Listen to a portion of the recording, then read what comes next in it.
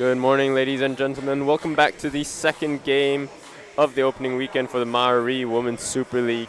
My name is Dennis Schraub, and I'll later be joined by Jess Smith here to commentate for this second game today. Just as the players start heading out, we'll soon join you courtside to give you some more insights for this game.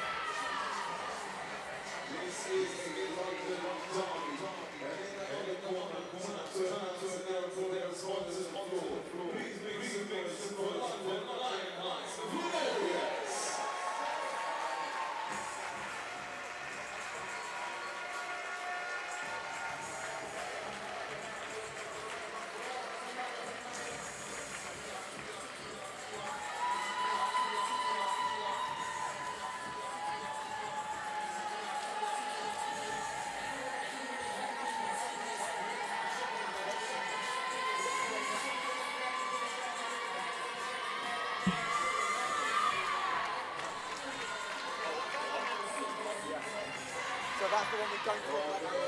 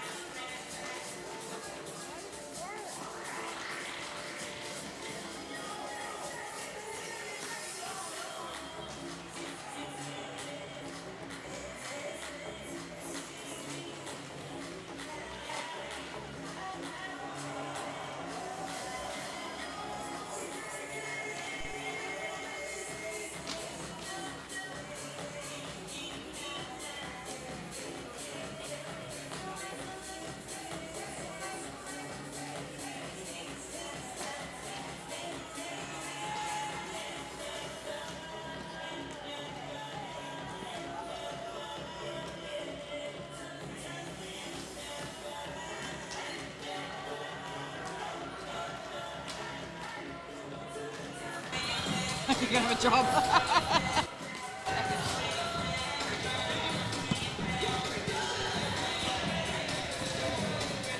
Okay.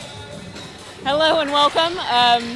I'm joined here by Mari of Mari, the bra company. So they are our Mari Women's Super League title sponsor. Again this year, we're really excited to have them back. So Mari, welcome back. Thank you so much for having me. Yeah, no worries. So yeah, just wanted to talk to you quickly about what it is that you guys are about, what you're doing with regards to the sport, how you are supporting the sport, and how you're finding things really. So, you know, we know that you're doing bras and fittings today for all of the Super League players, Yep. which is so important from a sports 100%. perspective. Any comments on that? It's just that the players, obviously, a lot of them who have been playing last year all remember us, and it's so great to see them all so excited to have another bra fitting, and also to try out our new collection as well. Like, we've got a new range of bra that's come out, and so yeah, they're all so enthusiastic, and they have really taken to the fact that they've seen how noticeable it is to have a good sports bra. Yeah. And how important that is. So really great to see that message is getting through and people are understanding how important it is and how much of a difference it makes to your performance as well. It really does, because so a little bit of TMI, but I wear a Mari sports bra when I play as well, and actually it does make a difference because you're not worried about your body so much and you're more focused on actually performing. So it's been really good for me personally. So I know that it's been great for these ladies as well, especially if it's the well-fitting bra, because that makes a big difference. Definitely. So as far as the season goes, hopefully you're excited to be back. Yes. Any ideas or thoughts about the season? Or Oh my god, it's so exciting to see all the teams, and like I've already been asked which one's my favourite team, and obviously I can't pick. But it's so great to see all the different personalities coming through, like even in the fittings, like to see them just like they have their own identities and how that translates onto the pitch as well, onto the court. So it's so fantastic to see that. Yeah. And I love that it's now at Loughborough Uni as well, because I went here, I studied here, I did sports tech here, so it's really nice to come back to my roots where I once did the sports bra testing, and now it's been a full circle moment, having to fit all these wonderful, amazing guys at the fitting. No, that is At really the exciting tournament. to come back to where it all started. So yeah. Thank you 100%. so much for your time. No worries. And yeah, we will see you around the season, I'm sure. Thank you so much. Right, thank you.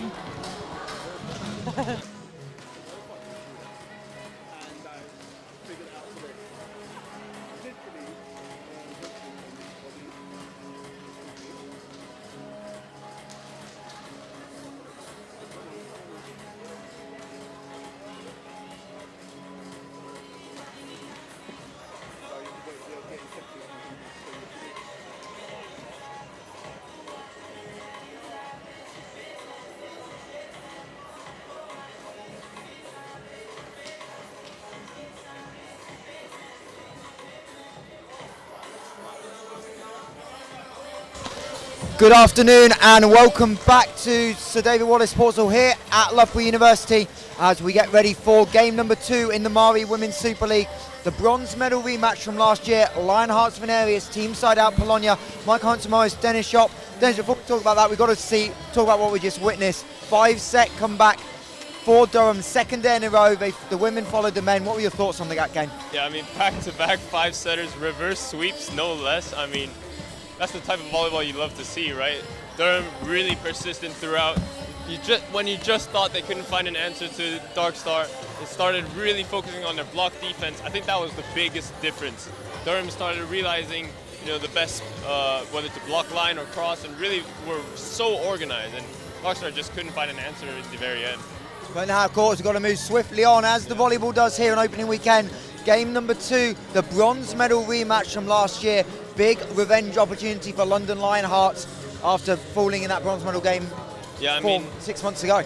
Yeah, I mean, this might be the exact way they wanted to start, right?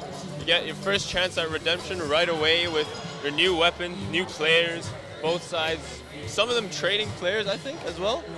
Yeah, a couple of players changing sides.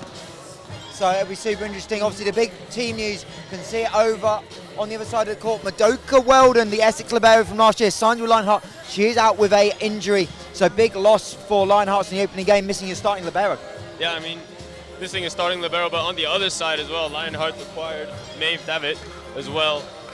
Two strong liberos who are familiar to the Super League scene. They're familiar with the play style, especially with the new players entering around London, and yeah, I mean, even more offensively, quite a few new additions, which we will talk about in the ones to watch later in the commentary booth. Indeed, and really interesting. Team SideOut, always known for getting trophyless season last year. So what do you think their mentality is about trying to attack this new season? I mean, last year they made it to the Final Four, just couldn't quite make it over that last hurdle there. Lionhearts, bit of a dark horse team last year. We expected them to not do as well because in the 23-24 season, finishing near the bottom of the table, but really bounced back, and that might have caught the whole league off notice. But now they're in the spotlight now. Everybody's aware of their threat. Indeed, and it's really important, this London battle. It's always important, obviously Mallory in that as well, but these rivalries go deep. You said players swap sides, but these players play with each other over the summer all the time, beach, indoors. So that familiarity is going to be really interesting to see how that plays out on the opening game. Yeah, 100%. I mean, that's just what you love about volleyball. You see familiar faces, you see familiar players, and that's also came with the growth of the Super League. You see familiar faces facing off each other. I'm sure there's a bit of friendly banter going on, especially in the London scene, and yeah, it's just going to be amazing to play a London derby here in the Loughborough Sir David Wallace Centre. It's going to be an amazing game. Yeah, it really will be. As team's about to get ready for photos, and we'll go and get head coach's thoughts in a second, but that's the change on the Lionhearts side, obviously a coaching change in the summer as well. So from a player's mentality, how do you think that kind of changes the mindset? Yeah, I mean, we almost saw it yesterday with the Essex side. That was one of the key focuses, transition in style, but it seemed like the Lionhearts players are really backing their coach. You can just tell from the chemistry they already have with the coach on the sidelines. I noticed they were already, dancing to the tunes the DJ was dishing out last game, and that's just how they are. It's fantastic. Yeah, both groups seem really loose. We're going to walk over to the other sideline, and then we'll get the thoughts of Team SideOut as well. But obviously, this game is such a marker point in the season, right? First opening game of the season. It's so important you get off to a strong start. Yeah, I mean, first game of the season against a very tough opposition, against the London side. It's going to be familiar faces, but opening weekend, you don't want to, kind of overreact depending on the result. Whether you win or lose, you can't be overzealous or try and overemphasize whether you win or lose. This is just another game in a bigger venue, sure, but the results on the league table is still the same. Cool. Well, we'll bring in Team SideOut head coach Mark Kontopoulos. Dennis, I know you're going to have a quick chat with Mark. Thank you. Hi, I'm here with Team SideOut's head coach Mark Kontopoulos. Mark, brilliant season last year, just missing out in the Final Four stage. How do you plan on bouncing back this season? Well, we're very motivated to come back from what was a pretty disappointing end to the season. We had a very strong start, very strong, probably 2/3 of the season, I'd say. Not how we expected or hoped to finish, but that's really motivated us this year. Some new faces on the team, so we're all driven, and there's a really good desire to come back and put things right. Yeah, 100%. And looking to just this game today, what do you think is going to be key to separate yourselves from them? I think just finding our rhythm, getting into rhythm. It's our first sort of full match together. We played a couple of friendlies, but it's our first full match together. So getting into some rhythm, siding out consistently, putting some pressure on the serve, and just playing as a unit. Yeah, 100%. Well, thank you very much, Mark, and good luck to the game. Thank you.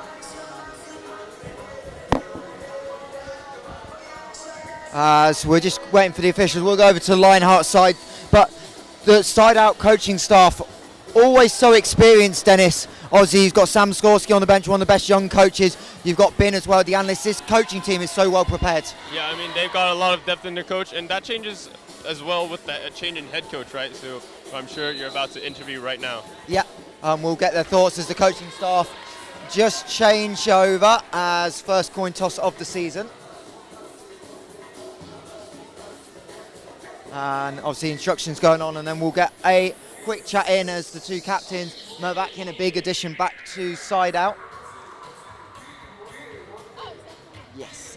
I thought that was actually No, you're good. avoiding it. I'm I'm good. not. Okay. Well, first of all, welcome to the Super League. Obviously a new role for you, taking over from Davide. How's pre-season been with the group? Amazing. I think that we have like an amazing group, amazing girls. They love the sport, the passion. They put like hard work so far. So that's what I wanted to see. And obviously you had a bit of a watching overview. I know you did some prep. What did you take away from the team's performance last season? Obviously getting into the top four for the first time. What did you kind of take into this season with your coaching philosophy? Who knows? We're gonna see.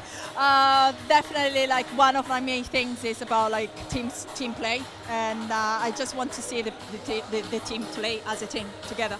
And obviously a big challenge opening day against Mark. Obviously, it's someone you know well as well. What do you expect from Team SideOut this afternoon? I expect their very, very best as usual.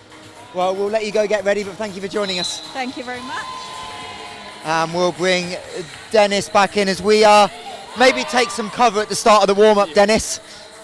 But we'll start with this Lionhearts side. Obviously, as we said, really impressive season, but they've got some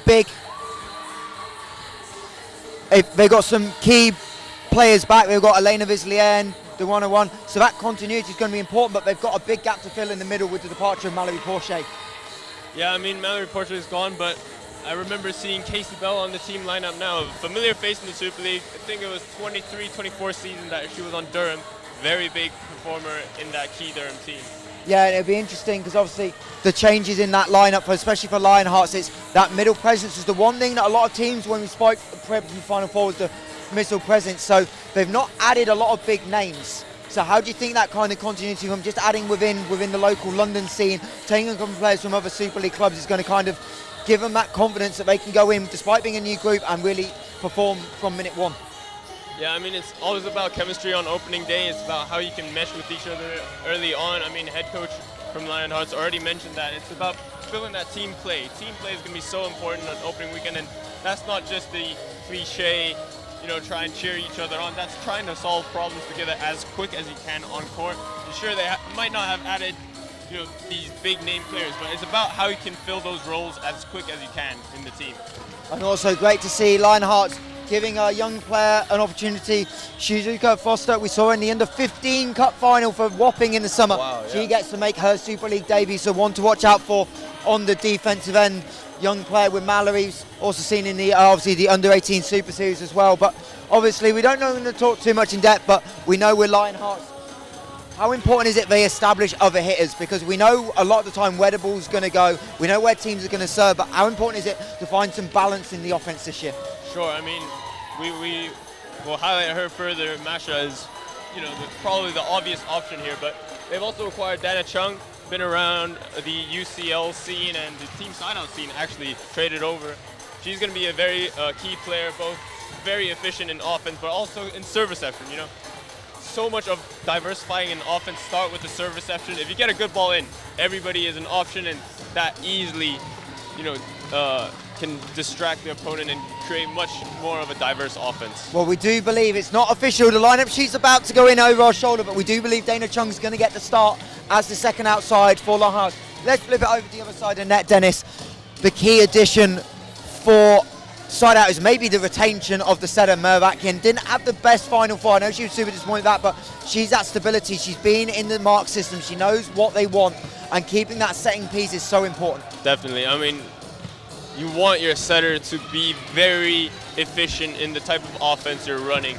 Having an experienced setter who's been on the team for a long time is definitely an advantage that I think is going to show for itself. Merv Atkin, also really tough server from the service line. The flat float serve always catches teams off guard, and that's just a example of how good she is with ball control. As a setter, absolutely incredible. And the other person to look out for, the return of Jana Parmova, the club captain 2 years ago when they got to the final, lost out in 5 sets in that final. She's back. We think she may come off the bench, but that's a big addition to the depth of SideOut. Yeah, 100%. I think one of the things that they lacked last year was the depth, especially with these injuries. Depth is so important in such a long season for SideOut, and unfortunately last year that kind of tailed off in the Final Four end, but this year it looks like they're already righting some wrongs. Dennis, I know you're going to commentate. We'll let you get upstairs, and you'll join Jess Smith in the commentary booth. Just before you go, though, prediction for this final. The bronze medal game from last year. I can see a 5-setter again happening. I will not lie. I can see it again. No winner, but back-to-back 5 sets. Stay with us. We'll be back in about 2 minutes. Team SideOut Polonia, London Lionhearts Vinarius, right coming up.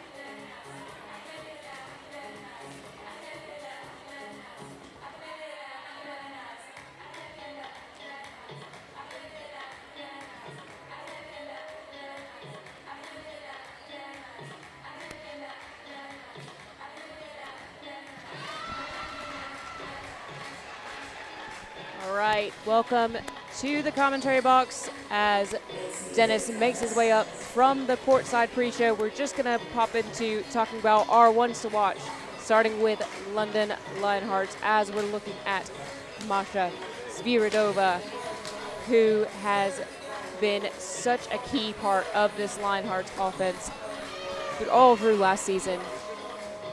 She is definitely the big hitter in the team. So the question is she going to be able to put up the same big numbers like she did last season? Can she keep it up all season long? And how will other teams respond to her being the outlet hitter throughout the season? So really, what will Masha do this year? How many sets is she going to get? What's the offense going to look like?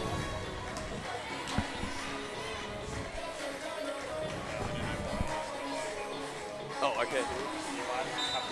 But it's definitely going to be a big one through the outside for Masha. She's going to have to be a key part of that passing unit as well. As we turn to Team SideOut Polonia, where our one to watch is Alexis Diaz-Infante, who is a new signing this year.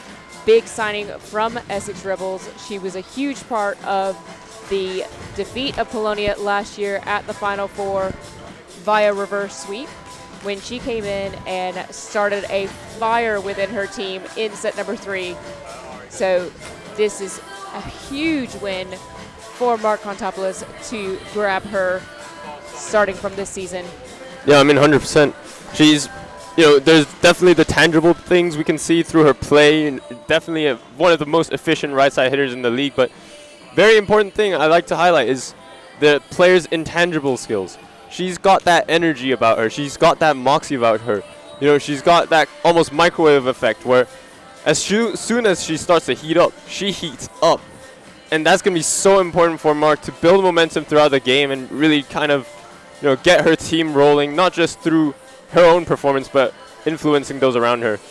Yeah, completely agree with that. It's going to be that leadership quality that she brings onto the court with her. With her being a new signing for this team, do you think that the rest of the team is going to receive that quite well, or do you think it's going to cause some friction? Yeah, for sure. I mean, as one of those players myself who likes to take leadership, but as you said, new environment, new team, but I think coming from Essex, I'm sure she has some experience and some friends in London, right? There's so many tournaments going on there, so many recreation opportunities.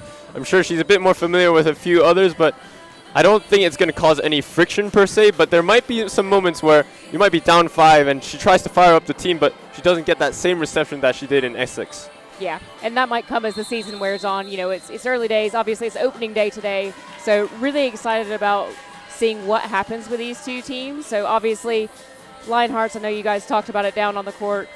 Surprise into the Final Four last season. Polonia having a weird Final Four with that defeat to Essex.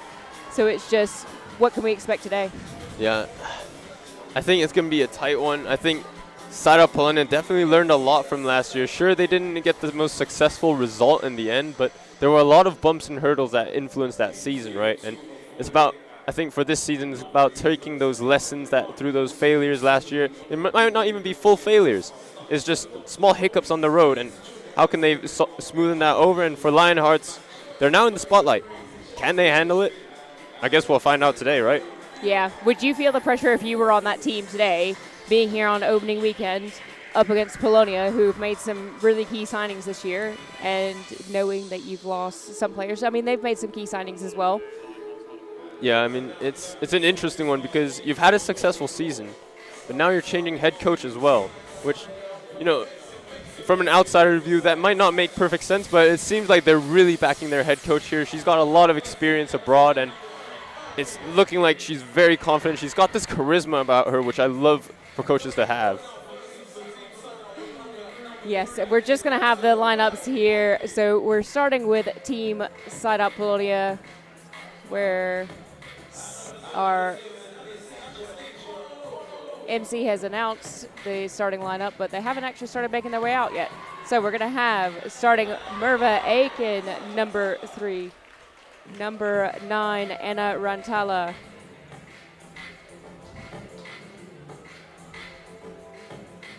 So Sorry, give us just one moment while we catch up. Number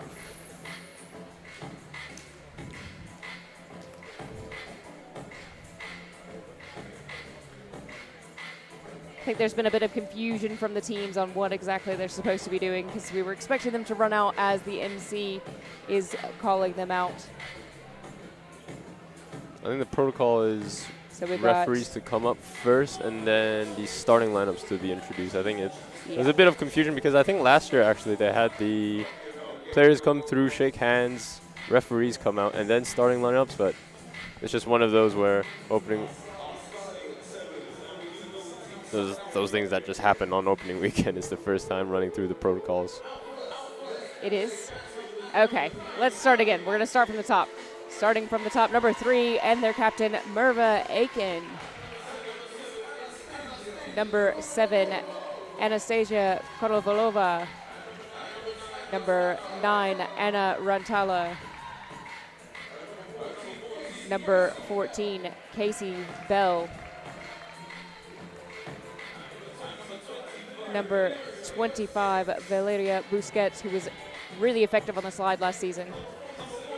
Number 47, Alexis Diaz-Infante, who we were just talking about. And their starting libero, number 13, is Kennedy Snape. Of course, they are led by coach Mark Kontopoulos. They've also got Sam Sorsky and Hyben Lee as assistant coaching staff. So we're going to move on now to London Lionhearts Vinarius.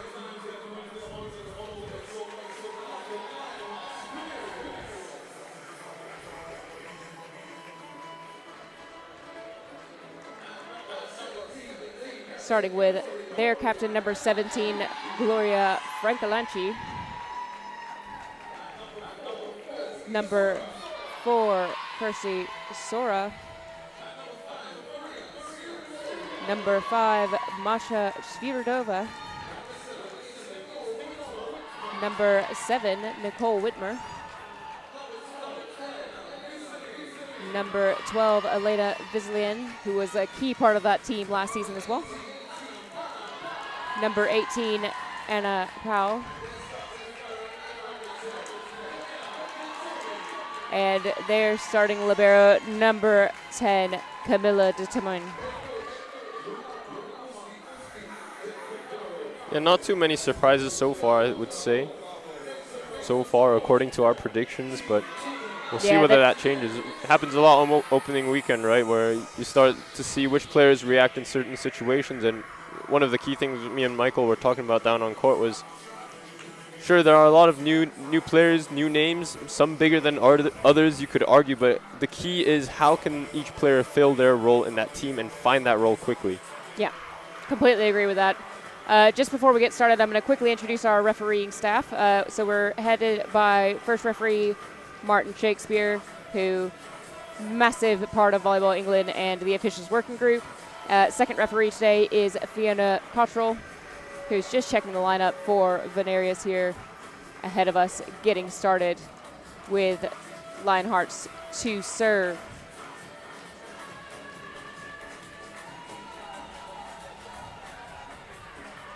We've got Nicole Whitmer to kick us off here. Yeah, interesting they're starting with their outside serving. So setters in position 3. Yes, and this could be interesting as well that they're stacked up to change here on the serve. Yeah. We saw this in the last match as well. So an out-of-system pass to start things off. So it's going to be a free ball for the very first ball. Nice from Vizlian. Out to Sviridova, who gets an immediate kill. Yeah, I think a big part of this game is going to be, do you have an answer for Masha Sviridova? You know, that time forced Lionhearts a bit out of system, and they couldn't quite form that block quick enough.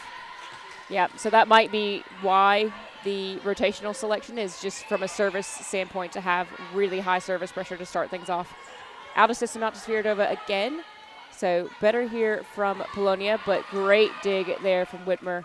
Out to Sviridova, who's had all 3 of the first sets and has an error that time through. I mean, not a horrible error to make. I thought that was a brilliant set there by Anna Powell, pushing it all the way and had zero spin on that ball. Yeah. Sviridova will definitely want that back, but it just sets the precedent. She will keep swinging. Agree. And so we have Aiken here to serve first for Polonia. Sviridova with a decent pass. So out to Sora with an awkward-looking back set. Yeah, that was a bit of a tough set for Anna Powell to make. A little bit off to the 3-meter line, has to deliver that C quick over her shoulder almost. But I think it's going to be a big thing about targeting the front row outside this time. Sviridova, it's probably going to be a big part of the game plan for Polonia. Yeah, Aiken serves short this time, so Sora steps in to take that one. Sviridova is stuffed. What a big shutdown block to start us off right now. I mean, it mean, looked like they were blocking line completely. Yeah, there was no way through there. And, of course, Diaz Infante turns to her team with all of the fire and all of the shouting. So Aiken continues her run on the service line here. Serve on the libero this time. Back out to Sora on the slide. And a lucky roll.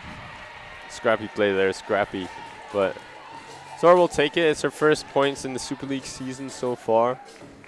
I mean, after that big shutout block, it's good to see that Lionhearts have other options, but can they keep those other options consistently working? We'll find out over the course of the game. Yeah, that's a great pass there from Snape. And a quick swing, fully established quick middle there, with first referee overruling the line judge to confirm that that was indeed a kill. Yeah, great kill, deep corner shot. Nobody's going to dig that, but you know, Anna Powell still front row. We haven't seen 3 attackers from Lionhearts yet. Still targeting Sviridova. Exactly, yep. And tight pass is not recoverable. Yeah, I mean, Sviridova is the key target. Everybody knows it, but can Lionhearts find a solution for that right away? I mean, you don't want to be waiting 3 more points after this, right? See if they shade across. Rantala serves again at Sviridova this time. So Whitmer with the out-of-system set straight back out to her. But we've got good defense on the Polonia side. Out to Diaz Infante, who tries to go for a bit of a rolling shot over the block. Yeah, but Mark Kontopoulos is just nodding right now. Everything's going according to his plan so far. Target Sviridova, get an out-of-system block where you can contain her a little more. And sure, they missed in transition this time. It's not going to happen that often, though. So good float serve in from Powell, but that's a great pass from Rantala. And this time, the ball is put down quite well by Konovalova. Yeah, so far SideOut are siding out just fine. Not much service pressure yet, and that's reflected by the scoreline right now. 3-point deficit early on in this set as Casey Bell goes to serve. So Bell serves again on the libero. Interesting choice. Sviridova off the opposite, but great defense there from Diaz Infante. And another great swing from Konovalova. Yeah, Team SideOut really efficient in transition right now. They always find a way to get a good solid double block. No seams for them. And contains it. Well played in transition there. So Casey Bell stays on the service line. This time into the bottom half of the tape. Bit annoying. I mean, we see a lot of middles go on service runs, often due to consistent pressure. Even though it might look like an easy serve, she'll definitely want that back. Sviridova returns the favor with a service error of her own. It's interesting as well. So Lionhearts have 2 liberos today. I know that they have another libero that's currently injured. So it'll be interesting to see how the passing unit handles things. Yeah, I mean, so far the Tommen has been targeted a few times. This time out of system, going for that seam. And what a block there by Team SideOut, this time coming from... So massive there from Busquets to get up there, commit to Whitmer, and put that down. Yeah, it seems like it's the consistent rhythm right now. Polonia have a very clear, plan of action. Serve tough into the seam, that time into the seam between area 5 and 6. Gets the out of system, commit to the outside. And I haven't seen much adjustment from Lionhearts. I'm not sure whether that's going to be what's talked over right now in the huddle. Are they going to try and use other options from the back row through pipe or through 10? I'm not sure. Yeah, if you're having like 80 to 90% of your sets going to Sviridova, she's going to struggle to make it through the entire match. Yeah, anybody's going to struggle with that volume amount of sets, right? Yeah. And it just adds too much predictability. Sure, and at that point, you're really relying on your attackers to just find a way, but there's only so many tools in the toolbox, right? Yeah. You know, you're not going to be able to have every tool in the toolbox, especially in an out-of-system situation. Yeah. So Diaz Infante is still on the service line. Again, targeting Whitmer at the front court outside at the moment. So she gets the set. And a nice deep ball, but well handled by Snape. So pipe from Rantala. Good pass here from De Toman. And a smart tip, but Snape picks that up. I thought that was out. Nice dig from Sviridova. Vizelayan. Great swing, great defense. High hands from Diaz Infante. And another piece of defense. This is a long rally. And we did expect to see that early, that slide from Busquets. Yeah, 100%. It's one of the most effective tools in Super League right now. But what an insane rally there. Great digs from both liberos on Lionhearts and Team SideOut. Sure, that ball might have been going out, but we can't really tell from our angle. But way to commit herself and pick that ball up. Mm-hmm. So out of system here. Goes out to Konovalova. And that rolling shot, aiming to get over the block. But again, just a bit long. Yeah, a bit long. I mean, so far, Lionhearts haven't been able to get many block touches, but I'm not sure whether the SideOut attackers are just feeling a bit of pressure from the block. Constantly rolling into area 6, but great ball this time. Pass. Busquets is, I thought she was blocked, but she was not. Yeah, it looked like a block from our angle, but nobody's complaining about that. Sure enough, they take a small, mini timeout with that quick huddle, trying to get each other fired up. Merv Atkin is front row. Not sure if Diaz Infante is calling for the ball out of the back row there, but we'll see what solution they can find with Atkin in the front court right now. Konovalova gets the ball, push tip. Sviridova with an interesting shot, but it's going to be a rolling ball. Cross court from Whitmer, it goes to cross. Yeah, a bit of a messy rally there. Sure, Team SideOut got the point, but it was not smooth by any means. And compared to how, the start of the set looked for them, small hiccups on their way. Let's see if they can smoothen things out right here. So Konovalova up to serve. Again, targeting that front court outside. And a smart play from Vizelayan there. Gets the kill.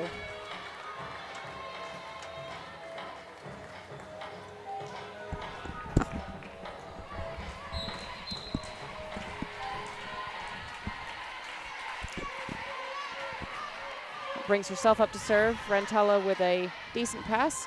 Out to the slide. And very well watched by De Toman here. Yeah, very well watched indeed. And that was a long distance slide. Almost gets that tip down the line. It's almost unguardable when it's inbounds, but looked like De Toman got a pretty clean read on that as well. Vizelayan with another serve. This time well left by Snape.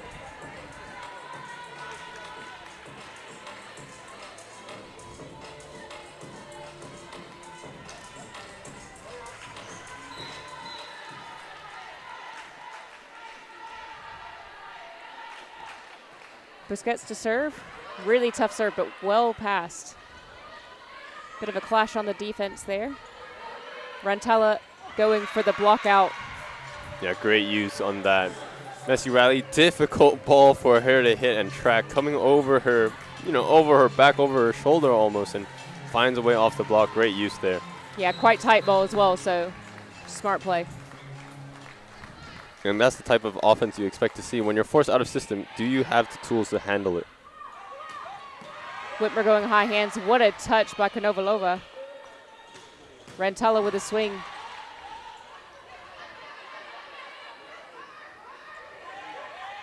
Oh, great pickup there. Oh, scramble play gets the ball over. So free ball for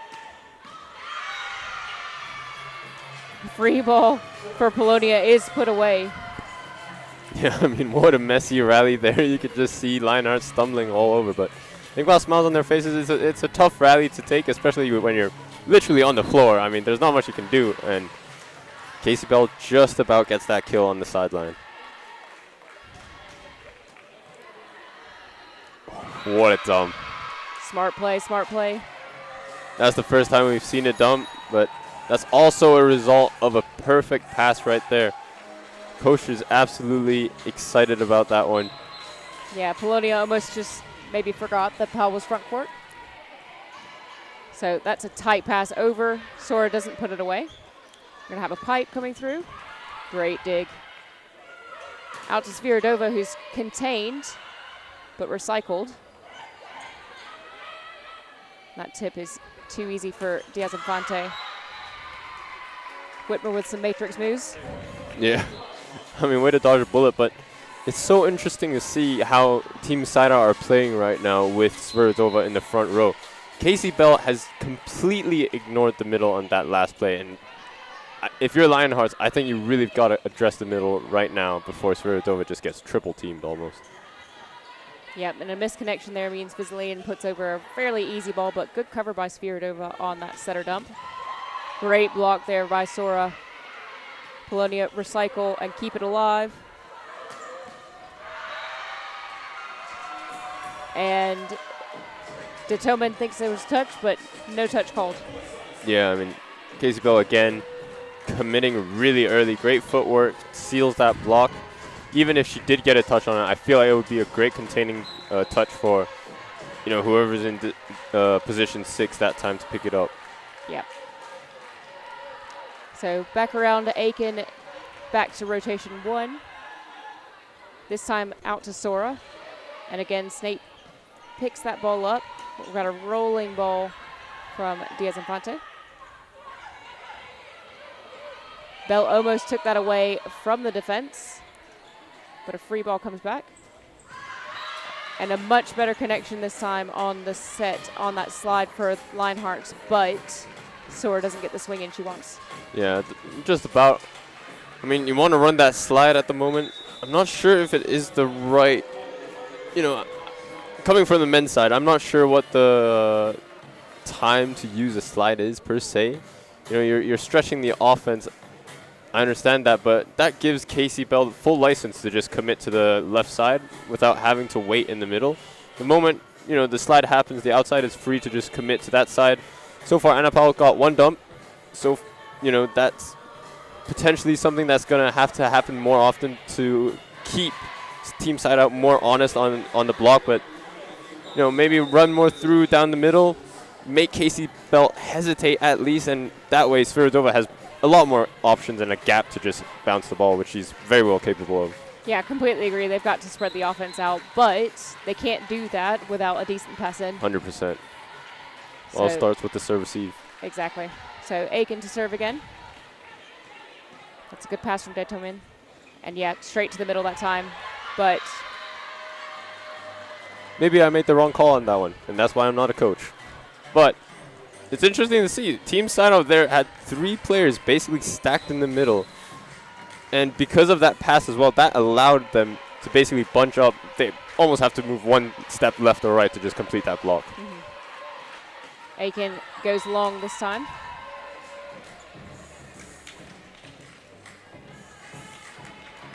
Yeah, if you're Lionhearts, sure, you're 4 points down. Maybe this set isn't going to be yours, but you just want to see at least a few different looks to try and see a different solution for the situation. You're not playing any smooth volleyball right now, and the only way to change that is just find something different, because currently what you're doing right now is not giving you the best results, and yeah, it will be interesting to see if they change something. Yeah, I mean, we saw this at Final Fours last year. It was tough for them to change much up because they couldn't get the passes in that they needed. Yeah. A little bit of self-cover there. Good swing down the line from Sviridova. Diaz-Infante comes in. That's a great dig. And a power swing is well dug by Snape.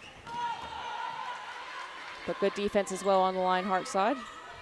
That's a very easy ball from Vizelayan, but not well handled, and it's left out. Yeah, I think Lionhearts tried something different there, sending it to the back row, and now they are making very tangible changes here with a substitution, double sub. Yep, so we've got Atanasova, number 11, coming in to now become the... Interesting. Was expecting that might to be a straight swap? I'm not sure. Straight swap, yep. So Atanasova is now a front court setter. And Diane Wane comes in with immediate impact with an ace. Yeah, I mean, that's what you love to see from a substitution. Straight away, being aggressive, making that play early on, targeting the front row outside in Konovalova. This time to the other one. Back out to Konovalova, but well dug. And there's going to be a center line fault called. There's not going to be a center. There is. I think maybe the ref got the call right, just pointed to the wrong team. Yes, and they it got does a bit happen. confused. Yeah, 100%. I'm not going to be so full of myself as to not admit that I do the arm dance sometimes. Oh, 100%. Yeah, 100%. Especially when you're a second referee, when you point the wrong arm, it makes you completely reverse everything you've done. Yeah. I'm going to assume that it was Aiken under the net on that one. Oh, great serve again, forces him out of system. That's a very high set. Diaz Infante goes full power, but well contained. Spiridova is blocked. Out to Iwane with a wild swing.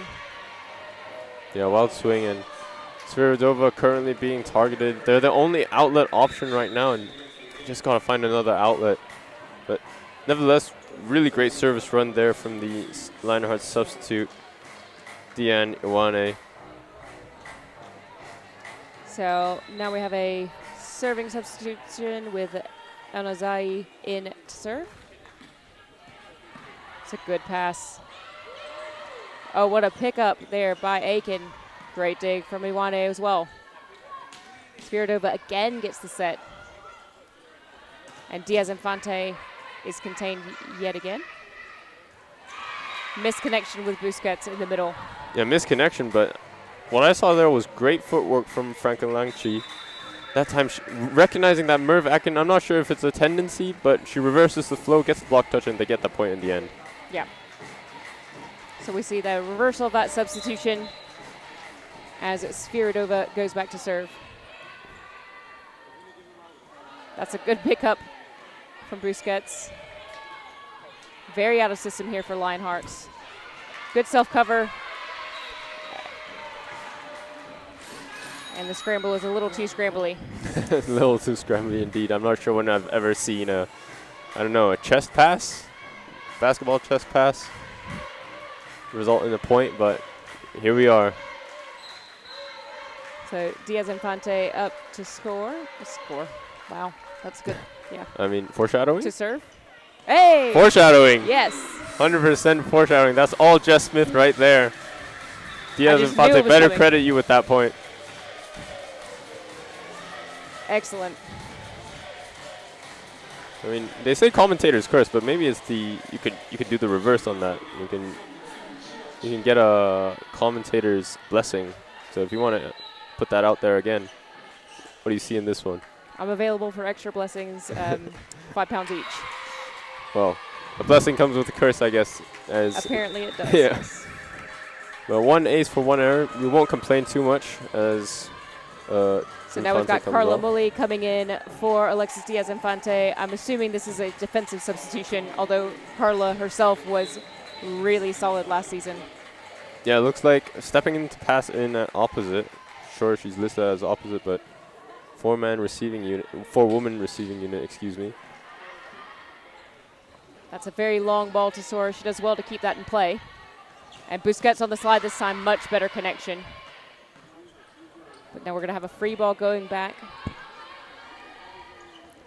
This time Konovalova on the shoot inside. And Iwane returns again. Wild swing. Yeah, wild swing, but a great slide. I think the current difference is in offense, you can tell by that rally just now, you ran a slide and then you ran an inside ball. Team SideOut are really changing up the width on their attack, and that's giving them so much more options.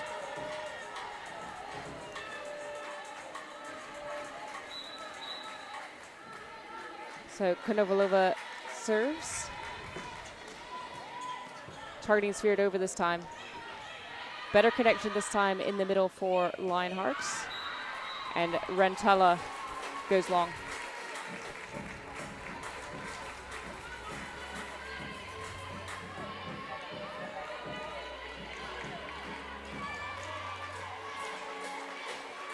Okay, now we've got Iwane in the front court, Atanasova in the back court.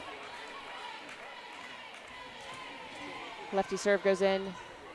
Decent pass by Snape, but a tip by Rantala on a very tight set. That's a great block and great coverage. What a swing. What a swing.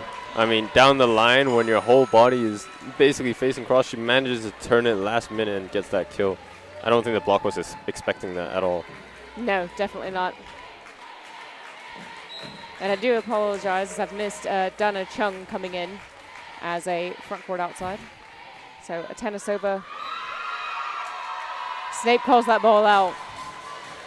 Hey, so far both substitutions have gotten an ace after coming off the bench, and coach, I don't know if she was listening, but she changed something up, and they're now 2 points away from Team SideOut. Team SideOut immediately call a timeout. Kontopoulos wants to talk things over.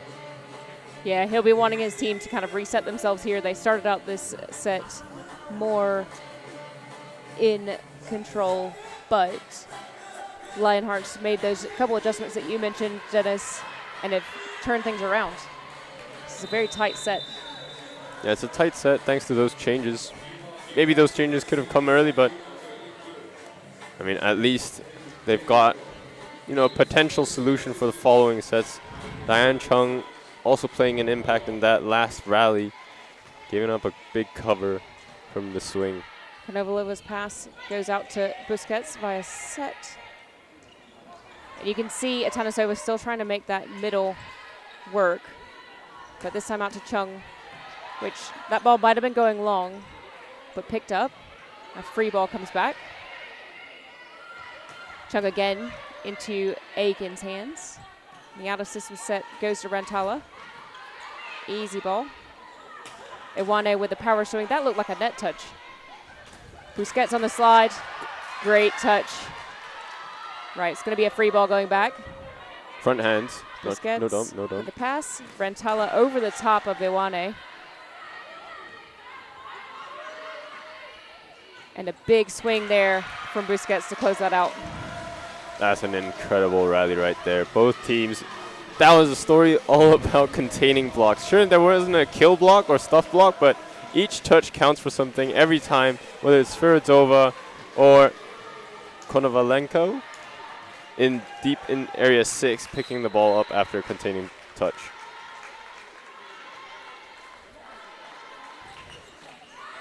You can see on the sidelines, got some stats happening as that serve goes long. And we'll be bringing you some stats as well between the sets, as Jess Smith has definitely been keeping track of everything. Dana Chung serves long as well.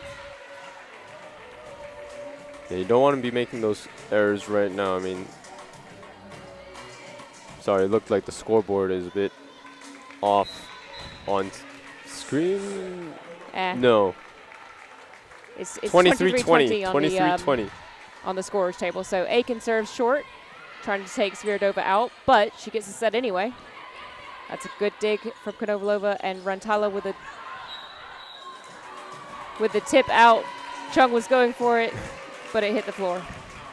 Yeah, Chung was going for it, thought it swiped off, especially when those, you know, the moment the hitter's body language switches to tooling, you almost want to assume everything caught a touch, but way to chase that down, be composed in the end to not, you know, rush things. Sora serve, that's an okay pass from Snape. Great dig from Chung. Iwane with the tip, pancake from Snape. Self-coverage. Good call from Iwana to keep the set in play there. And a scramble from Polonia gives Lionhearts a free point. Yeah, here we go. Lionhearts are finally scrambling around, finding ways to, diversify their offense. Sure, they haven't got this, different sets so far, but now the offense, the hitters are finding different ways to score. That time coming off a clever tool off the hands, almost tipping it into the block, changing the trajectory, and that's always going to be hard to dig. So we've got Yana Parmova has just come in for Rantala. But the set's going to go to Mully on the outside. Sviridova. Oh, that's a great diving dig from Konovalova, but it's a free ball coming back. Good call from Sora. And good team coverage here, but another free ball. Can Lionhearts put this one away? Not with a dig like that. And that was a very fast set. That set was very fast indeed. I'm not sure it was too fast. SideOut certainly thought so, but Sviridova, that's the type of player she is. She's going to try and stay aggressive. That time paying off. Yeah, the speed, and the containing blocks. And the power coming from Rwane on that opposite side really seems to be making a difference for Lionhearts at the moment. Yeah, 100%. I think that might have been the thing that was missing. Sure, your front row, and beforehand you didn't have that back row option out of the 10. Now they do, and that just creates a little bit of hesitancy on Team SideOut side. Do they commit to Sviridova right away? Well, that time they didn't, but the opposite surely got a big free ball for them to transition off of that point. Yep, so we are tied up 23-all as Kirsty Sora heads back to the service line again following that timeout. 23-all. I don't think we saw that coming early on in the set. No. Decent pass out to Carla Mully. Great containing block, but it is a scramble for Lionhearts. Sviridova for the out-of-system ball. They go out to Mully again. Iwane with the block, but well recycled. And what a swing from Parmova, who was the substitute just recently for Polonia. Yeah, Parmova's been in and about the Team SideOut system for a long time. That time getting that kill off of that messy rally, and during those crazy rallies, it's so difficult for a middle to be on time to close that block, and that sets up set point. Serving at Chung this time, that's an overpass. An overpass kill. Overpass kill. I don't know whether you want to call that a Nikolov, but it wasn't as much of a feint. It went over. I think Anatonova thought that was going to be an overpass hit, but didn't happen, and now we introduce. So we've got a big chase down and a massive miscommunication. That can't happen at the end of a set. That is going to be such a tough pill to swallow in. Yep, and that brings up set point for Lionhearts. Of course, Polonia don't have any timeouts remaining, so. Yeah, it's do or die for them. They've got to solve it quickly. Iwane serve, that's a beautiful pass from Snape. Carla Mully is contained, but 4 touches is cold. That's so tough for Team SideOut. They played such smooth volleyball for the first half of the set up until 15 points maybe, and the moment things changed, call it intangibly or literally for Lionhearts, SideOut seemed to have a few hiccups here and there, and that hiccup just turned into something a lot bigger in the end. 2 crucial mistakes when they had the game in their hands. Yeah, we saw almost exactly the same thing happen last year, especially at the Final Four. I think, SideOut last year struggled to close out really tight sets anyway, but in the Final Four, we saw such a similar battle in sets 1 and 2 of that matchup between these two. So, it will be, can Lionhearts build on this momentum, or can Polonia pull themselves together, get themselves a little bit more organized than where they were in the first 10, 15 points of that first set, and come back strong in set number 2. Yeah, exactly. I mean, Lionhearts, they found a solution now. But how long is that solution going to last them?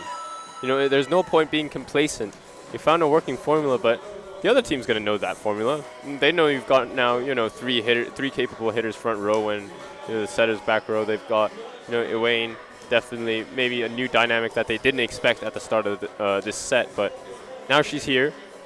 Team SideOut very well capable of adjusting to that. So can Lionhearts build on that successful formula, maybe mix in the middles, as we talked about before, or, on the other hand, Team SideOut, they were successful. You could argue maybe they were complacent with their formula. And that led to this loss right here in the first set, but game's not over by any means. Yeah, completely agree with that. It's like they almost just didn't adjust to the fact that Lionhearts made changes and started to spread out their offense, and they were just still focused on Sviridova when there were other options out there. Yeah, exactly. I mean, the best teams are always the ones that adjust the most and adjust proactively. That time, Markantopoulos has plenty of tools in the toolbox.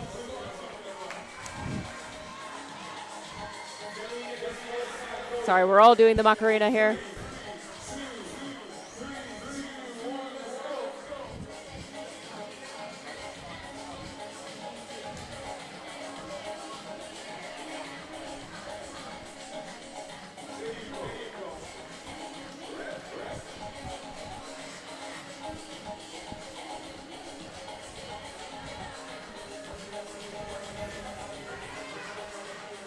You love to see it. I mean, in the crowd, on the sidelines, everybody enjoying the atmosphere. I mean, just from a personal note, opening weekend first launched 3 years ago, and it's just amazing how far it's come.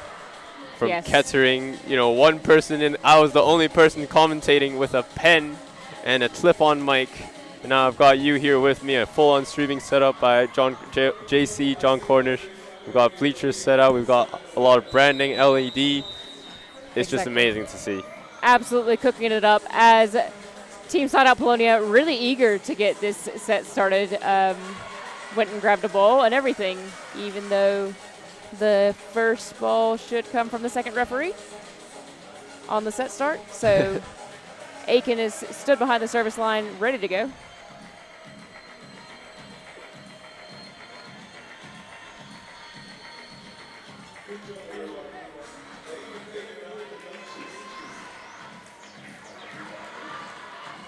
Polonia looking pretty positive despite the result of that first set. So whatever Coach Kontopoulos said to them in the break. Yeah, that's what we're going to need. I mean, Diaz and Infante couldn't quite get firing offensively. Let's see if that energy, she can influence everybody else with that positive energy she has. And we see Lionhearts start out with the same lineup that they finished the last set with, as the first ball goes out to Sviridova, but is well contained. Diaz Infante, oh, what a pickup by Daytomen. Oh, but let down by her teammates. I mean, it's a scrappy one. It's the first point. Just fresh, cold out of the break. But Lionheart sticking with their winning 6 in that previous set. And it's Nova in the front row. Dump is available, but maybe we'll see a slide instead. So Aiken serves, targeting Whitmer this time. And Sviridova in the gap in the block. Yeah, Sviridova still, she's always going to be a force. No matter how much you game plan for her, you can limit her points, but she's still going to score, and Team SideOut just have to nod and accept that. And as long as she doesn't score, 30, I'd consider that as game plan executed. Yep. So Atanasova to serve, and it goes just wide, but you can see the idea there. A 5-1 serve, cross court, trying to put some pressure on. Yeah, cross-court serves are difficult, not actually for the passer, but for the setter to track that ball coming over her shoulder and deliver a set. So Paramova, who retained her place on court, serves long. Makes for great commentary when there's back-to-back service errors. Sviridova serves on Konovalova. That's a very high out-of-system set. Maybe that's some of that beach, lineage from Team SideOut there. High roll shot over the blocks, but somebody's got to guard. I would say somebody's on defense has got to pick that ball up. I would be asking the question of why is there that much of a gap between those two blockers on a really high out-of-system ball. So Casey Bell, who had a good service run in the first set. Beautiful pass from Daytomin. Out to Iwane, targeting that backcourt middle, gets them a free ball back.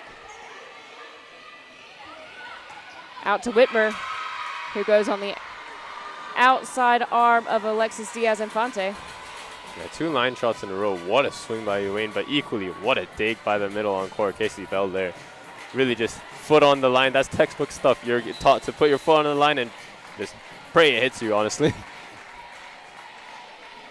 Frankolanci's serve is well passed from Konovalova. She gets it straight back. Bit tight, but she does well to keep it going. And Iwane is dug. Amazing block coverage there. Atanasova somehow defends that ball.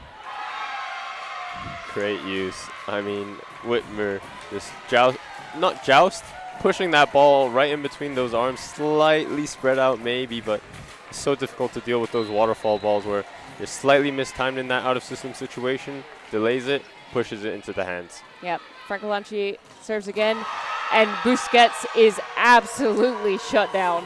Yeah, what a block by Sora. That is a roof, and we haven't seen many, but that's definitely a statement there. Oh, yeah.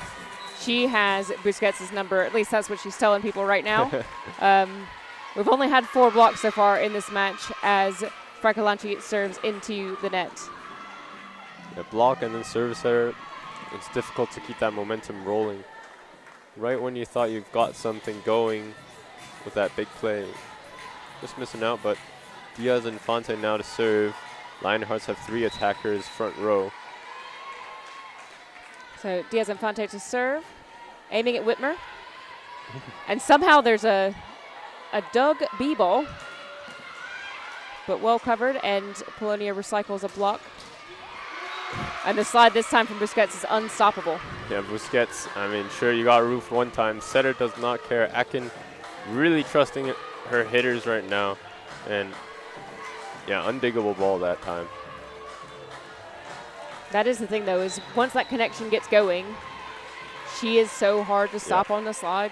Yeah. Diaz-Infante serves. Beautiful pass. And Iwane, I don't think she got the connection she meant to there. But Konovalova goes for high hands, but it's well dug. She gets another bite at the cherry. Snape with the overpass. Konovalova again. Another long rally here as Whitmer goes off of the hands of Aiken. Yeah, I really love what Wayne is doing right now with that, wrist away cut shot. A right-handed right side hitter has to have. That's going to be so crucial because it starts putting in question marks in Team SideOut. Do they start blocking line or do they keep going cross? Poor pass there from Snape, but we've got a free ball coming for Lionhearts here. What will they do with it? Whitmer is blocked but covered somehow. Some pinball going on there. Konovalova is well off the net here. It's a good dig. And they try their own slide, but that one hits the antenna. Yeah, it looked like a misconnection. Not sure if the set was a bit too wide, but yeah, I think Sora's asking for a bit more peak on that set. Understandable because it looked a little like she didn't have enough room to get that proper footwork in. Yeah, it looked like a difficult position for Atanasova to be making that set from anyway, so she's probably just pushing it a little too fast as Konovalova is up to serve for Polonia. The service error moves us on to bring up number 7 on the other side, Whitmer to serve.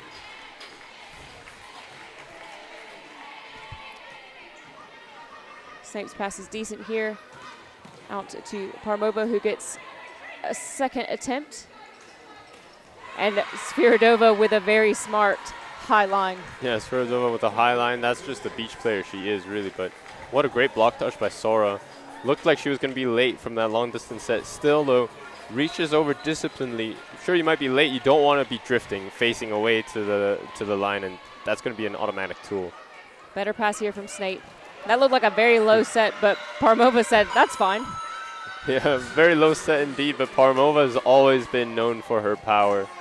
When you get that type of set, I mean, You can go for a tip, or you can just hammer it and hope it hits the chest, and that time it certainly did.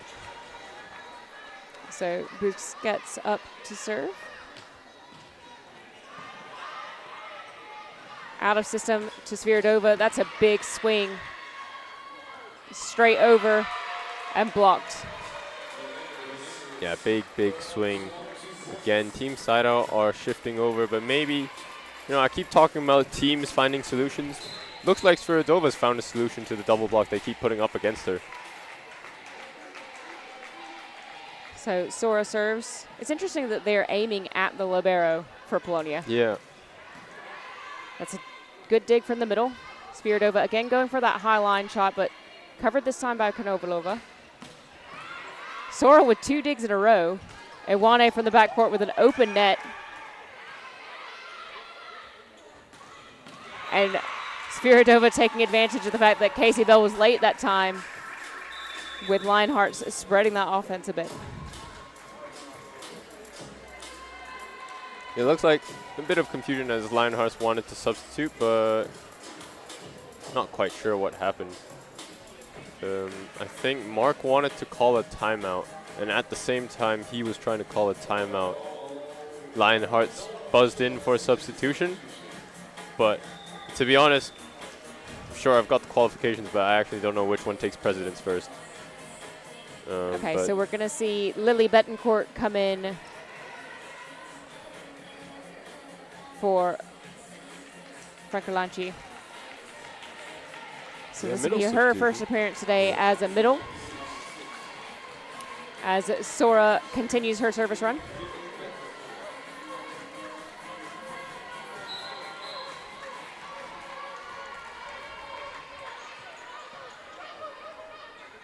Another low set this time for Parmova, and now she gets an out-of-system ball. Yeah, high volume of sets, I think, at this point. I'm not sure how many of the last, 5 balls have been set to Parmova, but it's got to be a lot, and that calls a timeout for Mark anyways.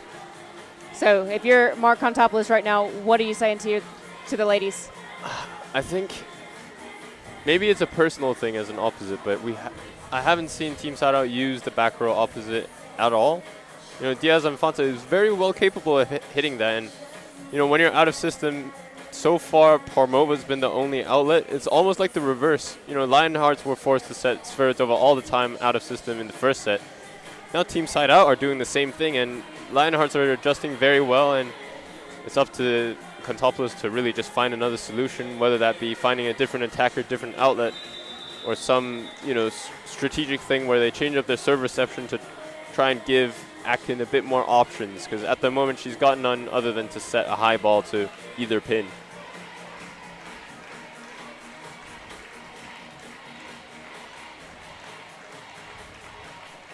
All right, so Sora's service run continues. As soon as Aiken finishes her discussion with the referee.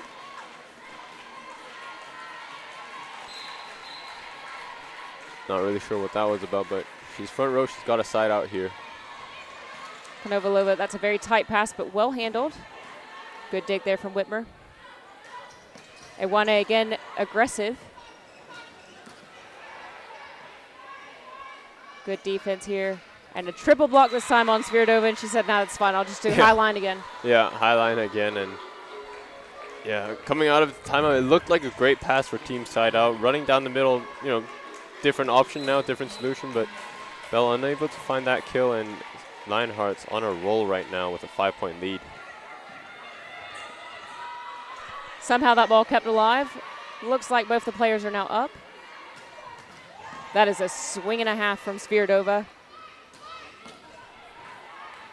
Well contained by Lionhearts. Iwane trying to bring her own power in. And, Diaz Infante chases that ball down. Looks like she's okay as she ran right into the advertising boards. Yeah. Thankfully, she's okay. That looked to be a bit scary. Almost flipping on her head, but All right, so we have a setting substitution where we have El Nozai. Oh, it's Sarah. Sorry, I played with Sarah at the All Nations this year. So this will make a very different style to the offense that Polonia are about to run. Yeah, maybe that's what they need. I mean, so often we see setter changes when you can't point to exactly one thing that's going wrong. Coach changes the setter, and hopefully that changes the dynamic of everything. Yeah, so this will be interesting because this will be a setter that Lionhearts haven't seen yet. Yeah. New this season. She starts off with a really strong serve, puts off the libero, and that's going to be a point for Polonia. Yeah, great serve there. Dropping just short of Lionhearts, and still they've got a 4-point cushion here.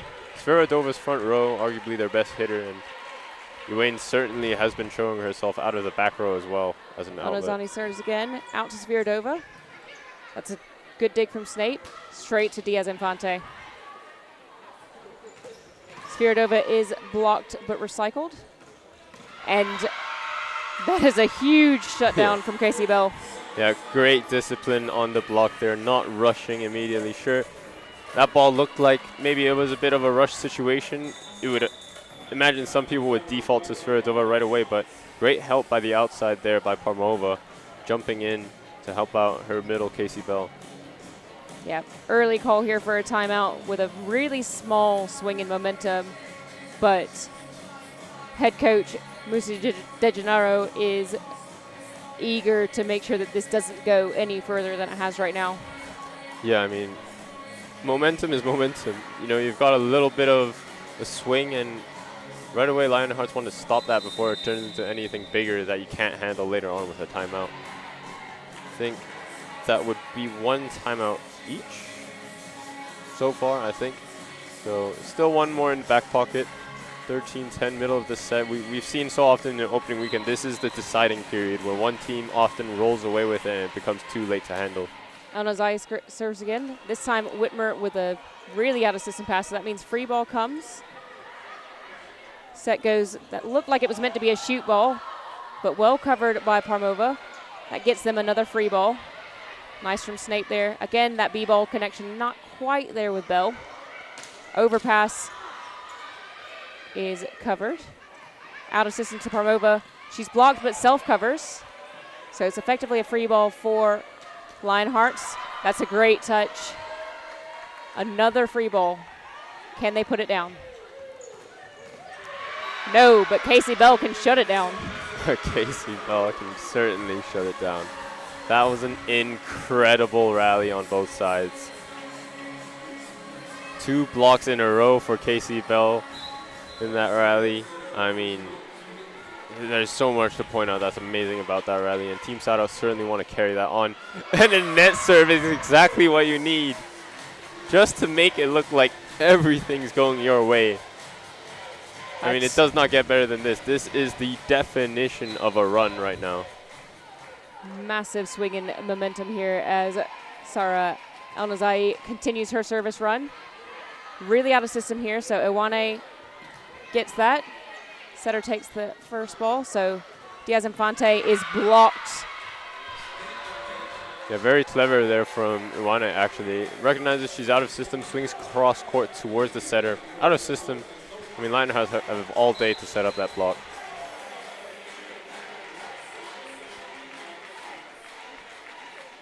Atanasoa serves at Parmova, who's going to get the ball back as an out of system.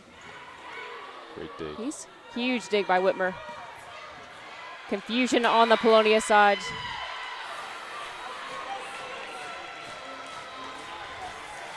Yeah, but they got a little run out of that.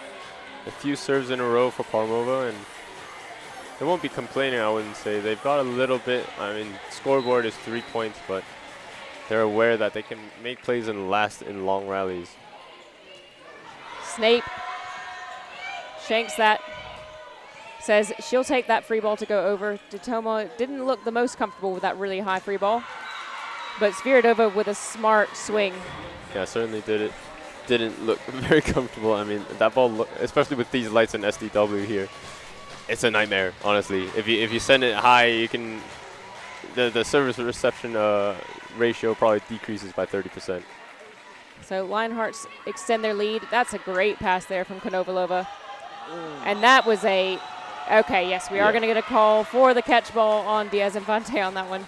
No need to panic there. Referee saw it as everybody else did. I mean, the ball stopped. It's one of the... I mean, that time is a case in point example, I would say. Textbook situation where it is a carry, but we've seen a lot of, high power tips happen, and referees let that go, but that one... Yeah, you can't let that one. That was a legitimate catch and release. Yeah, exactly. So I get that, though. The slight hesitation, players are naturally going to react as soon as they see it. Yeah, yeah. As a referee, you're almost in your head, like you have like a sliding scale in your head of, is this? Yeah, is it a double? Is it a catch ball? Whatever. So it's like processing, and it's fine. That's exactly what we want to see. Exactly. Take that moment to decide and get the call right. Yeah, exactly. Now that second timeout, though, for Marks and Populous. Middle of this set, 17-12. They had a little glimpse of hope, and they just let that go.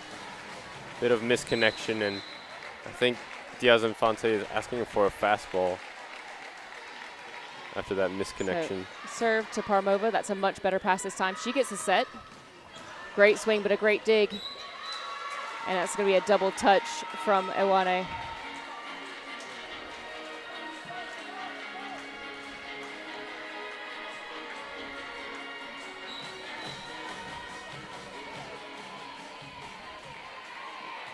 So Parmova's serve to Tomoe. That's a tight pass, but well recovered.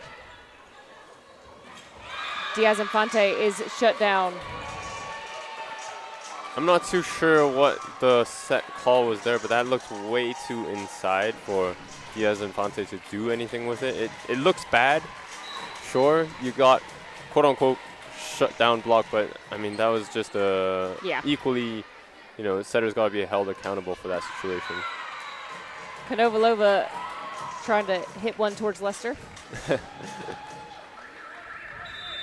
And a substitution right as that happens. We got... Okay, as we see Carla Mully come in for Konovalova. Carla Mully this time coming in at outside. Last time came in as a serve receiving opposite. Gets to work right away. That's a strong swing from her to start her off. Huge push back to Ewane, who clearly was not expecting that. Yeah, I mean, to be honest, it happens where you think your setter's all the way on the other side. You kind of want to help them out, almost step in a bit, and then they set a perfect ball. And you're like, darn. I mean, you're just too good. Let's just take that as a compliment. Bell serves. Good pass from Svirdova. Again, a miscommunication there on the Lionhearts side. And Diaz Infante goes wide.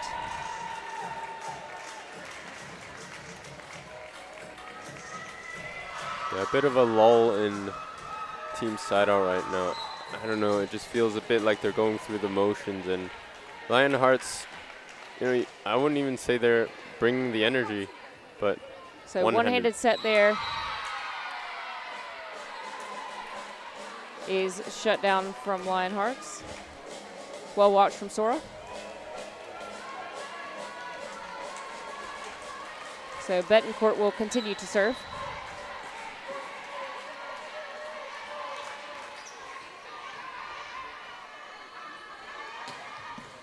And that's a big swing from Mully.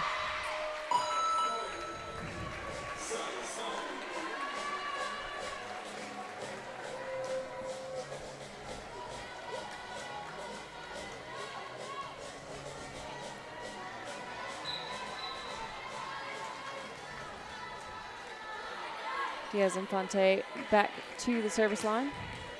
That's a deep float serve. Not well handled by Whitmer, so it's going to be free ball. Perfect pass from Snape.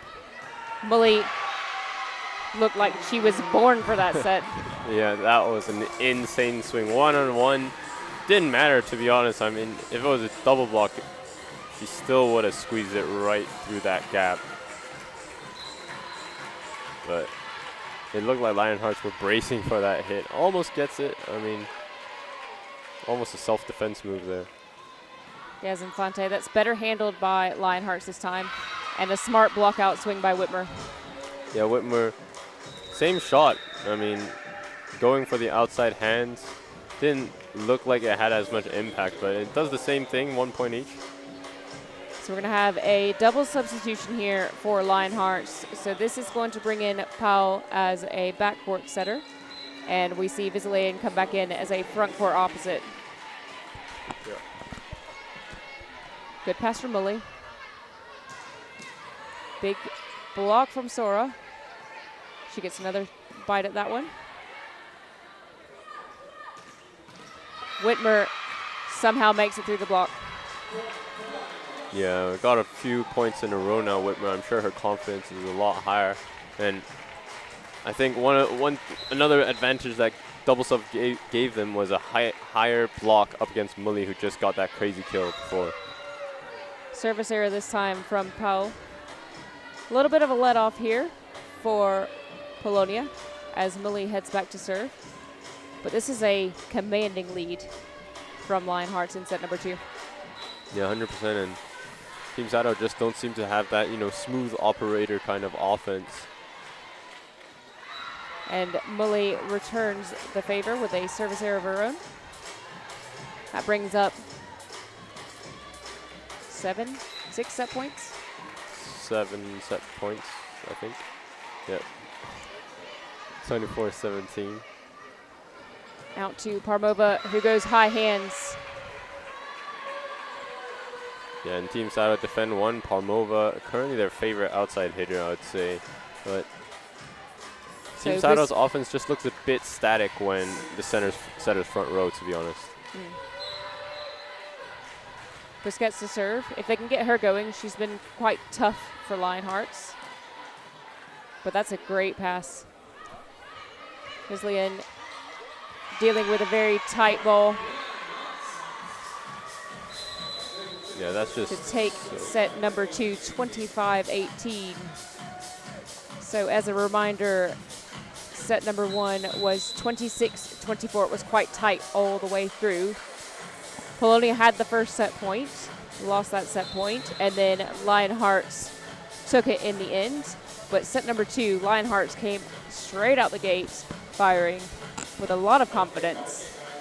Yeah, I mean, I think maybe the end of that last set, you as a coach, I'm not sure what exactly they would be saying, but it's definitely something along the lines like, look, we started so slow in the first set, and we still managed to win it the moment we found the thing that would click. And they've stuck with it. They've got that confidence. They've got a lot more, winning aura about them, so to speak, and they're playing with a lot more confidence than Team SideOut right now. Team SideOut at moments, you just thought, oh, that's going to be that play that's going to change the game. Casey Bell with that block twice in a row, that insane rally in the middle of the set, you would have just thought that Team SideOut might have, celebrated a bit more in those situations. I'm not too sure what they needed in that exact point. Yeah, I think the surprise for me is, we talked about Diaz Infante a lot before this match started. She was our one to watch for Polonia, but she hasn't really gotten going. She's got 1 kill, 1 block, 1 ace. You compare that, so she's got 3 points compared to the top scorer right now, which is Masha Sviridova with 8 points. That's a huge spread between those 2 players. Yeah, I mean, I'm not too sure what the exact reasoning is. It's starting to make me question my own memory. I think Diaz Infante was amazing out of the back row last year, and we haven't seen too many situations of that. And to be fair, even situations where Diaz Infante was fed front row, a couple, missed opportunities when he was set a bit too far inside with that one-on-one block. It's difficult for any right-sided hitter, right-sided opposite hitter to get it through, and I'm not sure. Maybe it is something we talked about before. Going to a new team, will her energy carry out to the rest of them? But in this instance, I don't even think it's about energy. I think it's just that slight connection, just from a volleyball point of view. Yeah, the connection with the setter. Yeah, exactly. Which is really difficult to establish. And, we talked about this before. It's early in the season, so we're not exactly sure, are things going to get better? But the other bit that we've been talking about is whether or not, results like this. So let's just say, for argument's sake, Lionhearts take this in 3 sets. Is that lack of any points from this match going to put Polonia out of the top 4? Yeah, I mean, It's a tough situation for Polonia to be in now. They've got a reverse sweep. It happened already once this morning, but with the current way, you can tell Mark Kontopoulos is being very passionate with the team right now. You can see Casey Bell, really trying to unite the whole team. Now Kontopoulos steps away. Yep. Pretty sure everybody's got a bit to say to try and hype each other up. So the question is, are we going to see any changes in the Polonia lineup for this set? As they walk towards the court, it looks like the only change is that Mully is going to start. Mervakin is also coming off as well. So Onazai also looks like she's going to start. Yep. Sticking in. That's setter. No? Yes? I think so, yeah.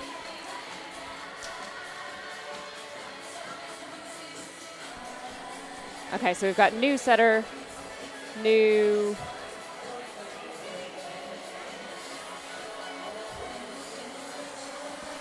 opposite.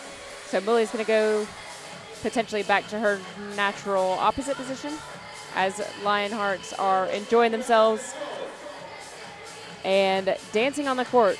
They're feeling loose. They're feeling happy. Yeah, I mean, that's what we saw at the start of the game. Maybe that's what's, almost the differentiating factor. They've got a lot more positive energy starting from the warm-ups on the side. Watching the previous game, they were keeping warm in a fun way, and maybe that's just something we're going to see out of them throughout the whole year. I feel like the best teams in the Maori Women's Super League are always the ones that balance having the most fun but also executing at a high level. Yeah.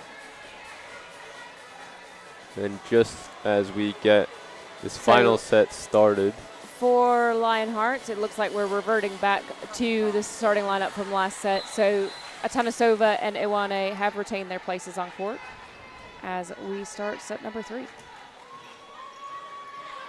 Great pass from Mully to start things off. And a smart touch from Diaz Infante, who's playing middle right now. Two-handed push. Mully with a strong swing, but that sounded like a touch. Not called a touch. Okay. Ooh, touch called after all. Oh. Not sure. Touch is called. I thought it was a moment of fair play. Actually, players were raising hands. I thought somebody said, "Oh, I touched it," but seems like it wasn't. It is nice when players admit to touching the ball. Yeah. It sounds odd, but sometimes when you're on that referee stand and the ball's right there, because the antenna's right in front of you, it's really difficult to see whether or not there's been a touch. Unless you hear it, or unless somebody admits to there being a touch, it can be so difficult. It is so difficult. So we've got Parmova to serve for Polonia. It's a good pass from Whitmer. Spiridova puts it down straight away. Yeah, it'll be super interesting to see. Diaz Infante is playing middle right now for Team SideOut Polonia. I did not expect to see that coming at all. I mean, I feel like I need to start a Maori Women's Super League bingo card. Yeah. What a cut shot. What a fun shot. That's very interesting there from Konovalova.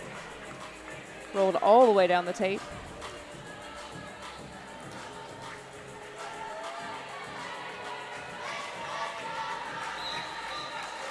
So Diaz Infante to serve.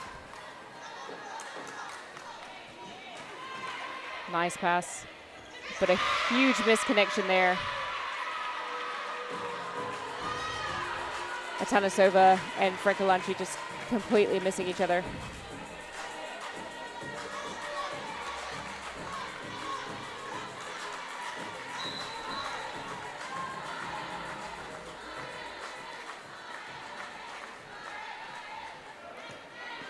That's a good pass again.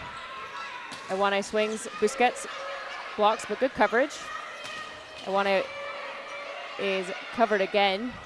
So this time out to Whitmer off the outside arm of Mully.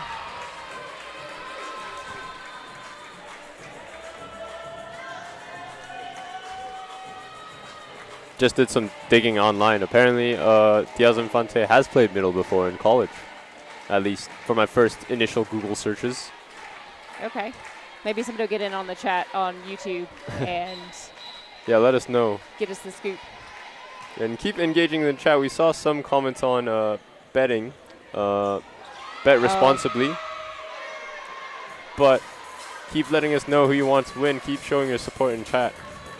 Interesting lesson there from Team SideOut, as there was a misconnection between El Nazai and Busquets, but Busquets somehow put the ball in a position that threw off Lionhearts. B-ball to Sora is effective. Yeah, we haven't seen that too often, to be honest. Changing up the middle attack, it's great. I mean, sure, you're late in the set, but that's a sign of not being complacent. You have those tools. Sure, you didn't need to use them before, but that doesn't mean don't use them. Clearly, Power that time serve. affected well. Power serve from a 1-8.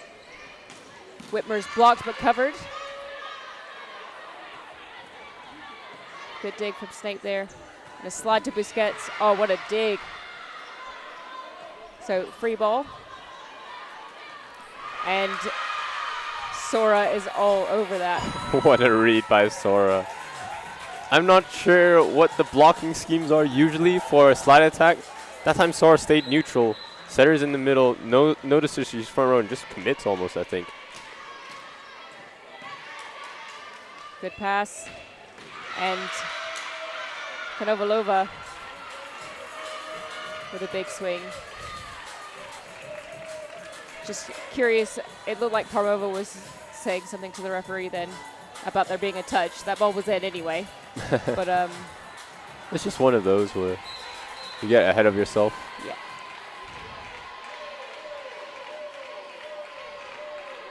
So she's brought herself up to serve. Decent pass from Tomoy. Oh, and a great chase down by Muli, but she didn't quite get it high enough.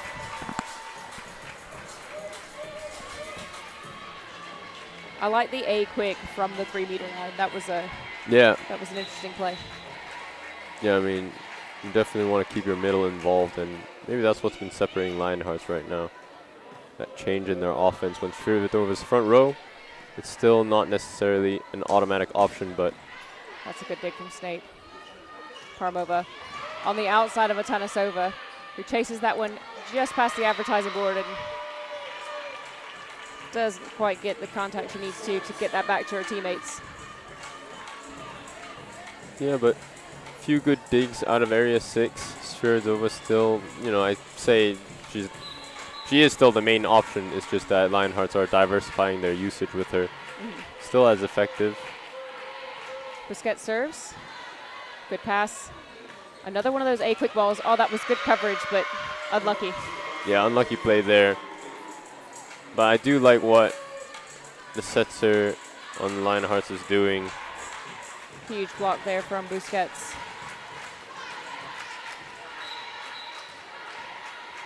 We've got Diaz Infante back in the front court. What a serve. Svirdova is successful.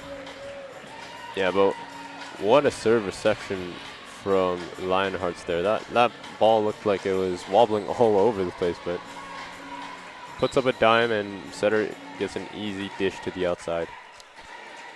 Sora serve. Out to Parmova. That's a great dig. Svirdova on a standing start puts that one long. Yeah, difficult to transition in that kind of out-of-system situation. Not really sure how much space you should give yourself, trying to give your setter the best chance to set you. But great pickups so far from Lionhearts. That's what what I love seeing from them. Not afraid to kind of stand behind the block.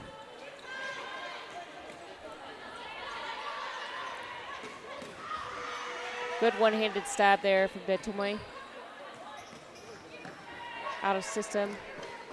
Diaz Infante with the power. Diaz Infante. I think she's certainly play middle.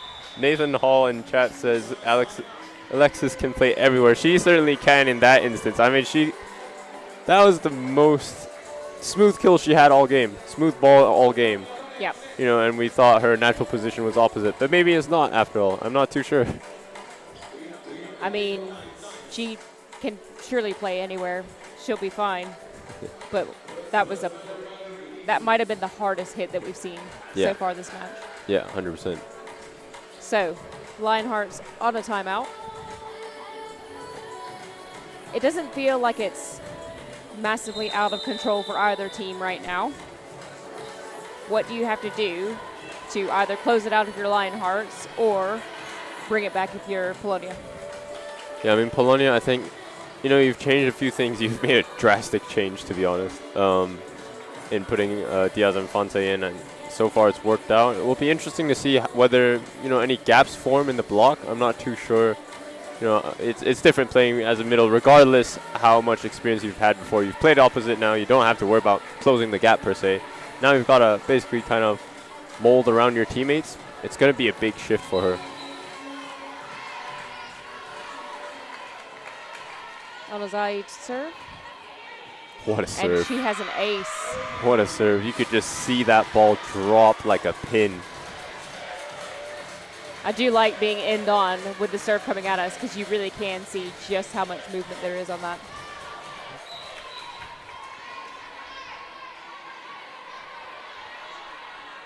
Serves again, this time in the gap between 5 and 6. Stack play, but well done. Diaz Infante is in the way there. Somehow that ball's kept in play. Oh, that's a very inside ball. Oh, great pickup. Stab dig. And then it's going to be a free ball, but it causes chaos on the Polonia side. Parmova, that was a huge gap in that block. Yeah. I don't know. Whitmer looks like she's telling her teammates to talk. I'm not sure whether maybe halfway through they heard, no block or something, but looked like that hesitancy created that hole, and substitution now called for Lionhearts. Yep, so Whitmer's out, and we're going to see Chung come back in, which we saw in the last set. And Dana Chung coming in at serve reception, immediately targeted. Iwane from the backcourt, big swing, sets out. Diaz Infante with the out-of-system set. Sviridova is blocked but self-contains. And this time goes high line again. That high line needs to be addressed right now by Team SideOut. I don't know, on a triple block, typically you do block line, I believe. That hard line shot is very difficult to get through. Maybe the setter's got to take a few steps back and relieve some of that pressure from the area, zone 6 defender. So decent pass in. B-ball is good but contained. Again, high line, but this time covered. Big dig there from Chung. Big dig there from Konovalova. And Diaz Infante again. Diaz Infante does a fantastic job of transitioning. This is Forget the final hit. hit. This, by the way. Fireball indeed. I mean, forget about the hit. What created that hit was her incredible transition footwork. I mean, as from an opposite to a middle, it's completely different. You're in the middle of the court. You're kind of in everybody's way, but she does a great job of tracking the ball all the way into her hands and getting that kill. Out of system to Iwane. Overpass dig, but Snape covers that. Out to Mully. That rolling shot is easily handled. Good dig from the setter, and Diaz Infante with that court vision. This is an amazing display right now. I mean, just from a player alone, you haven't had the smoothest game all game. We revealed that in the stats, but to still have that confidence despite playing back into a familiar but almost also unfamiliar situation, still getting that kill. Yeah, really, really impressive stuff. We said between the last two sets, Diaz Infante had 3 points. She's now on 6. Yeah. And we're only halfway through this third set. Yeah, already doubled her production.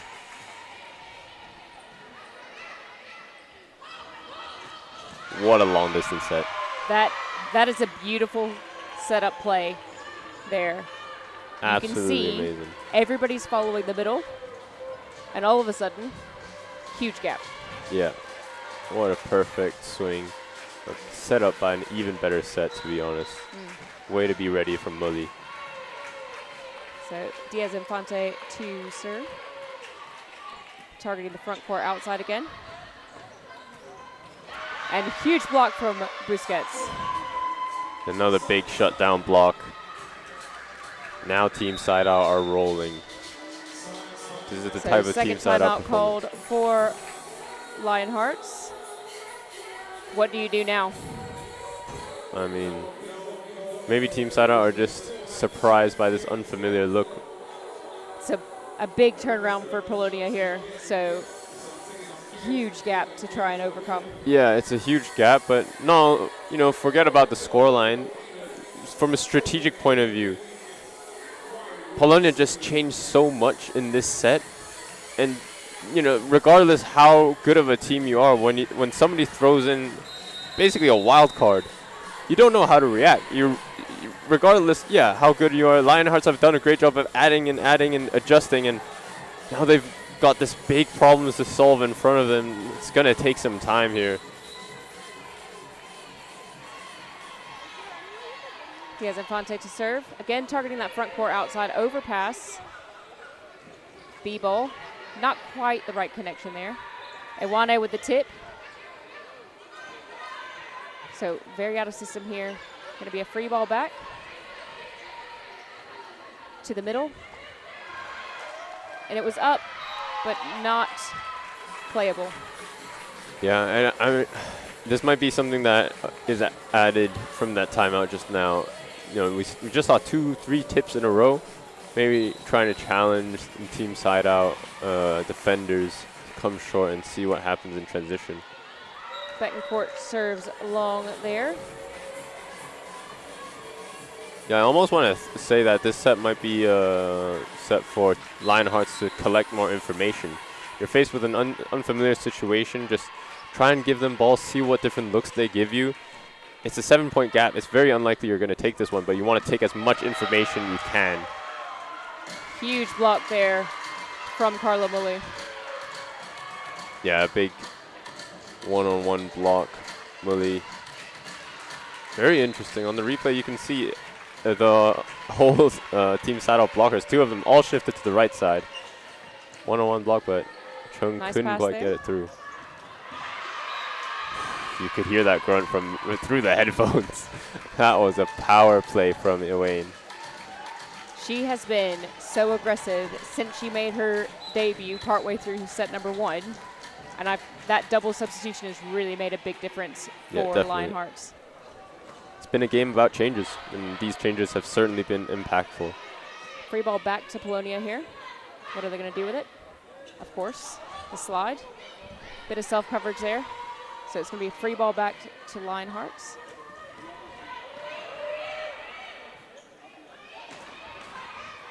Good dig. Tip. Well covered by Snape. Big swing from Konovalova. Sora says, I'll take that ball. Oh, that's a set. What a crazy rally. Just insane. I mean, from setter to setter, from setting a B to setting an outside ball backwards. I mean, both setters just, it's a testament to how composed they are in that rally. Yep, very impressive. Much better connection on the slide that time around. Iwane again, big power swing, nobody's home. Yeah, it's interesting that Parmova, I believe, no, the outside on Team SideOut, sorry. Konovalova stepped away from the block. No blocker up so far for Iwane when she's back row, but huge what block a big from block. Sora. Huge block from Sora, and he closes that gap perfectly. And that block just goes so deep, it's so difficult. And that is going to call for a timeout on Team Lionhearts. Coach seems pretty enthusiastic, though. Not too worried. Yeah, not too worried. I think, they still have a 4-point lead, despite the fact that they've just lost a few of those points, because just a moment ago, they were on a 7-point lead. So try and stop that momentum in its tracks. Yeah, I mean, maybe it's one of those where, sure, we've got a 4-point gap here. And we're going to have a double substitution here for Team SideOut, as they're going to bring in Cambridge Vandiver to be a front court opposite, and Merva Aiken is coming in to be backcourt setter. So Cambridge is another one of these ladies that I played with, had the pleasure of playing with at All Nations, and she's got a hammer on her. Well, we'll see how big of a hammer that's going to be as she starts front row from area 4. Iwane.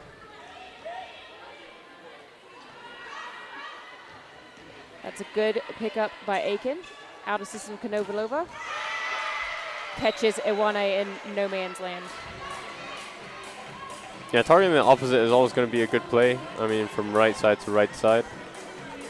But 5-point gap here. I mean, even if this set ends in a 5-point deficit, if Lionhearts can keep up every point of the way, you can almost make like a micro game in this set. Yeah. It's all about momentum, isn't it? Yep.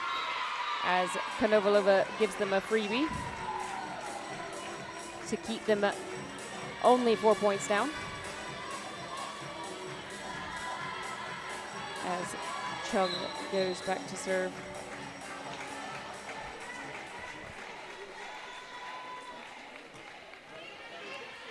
Good pass by Snape there. Parmova again taking advantage of that height differential between her and Atanasova. The Team SideOut are just finding the right matchups at the right time, I think. That time going on the outside hand, but almost over her from Parmova. It's going to be difficult to defend that, and it's just about making those right choices as Diaz Infante now comes in, very communicative. Interesting quick ball behind. Going to have out of system from Parmova. It's not the best of digs, so Iwane gets the cleanup ball.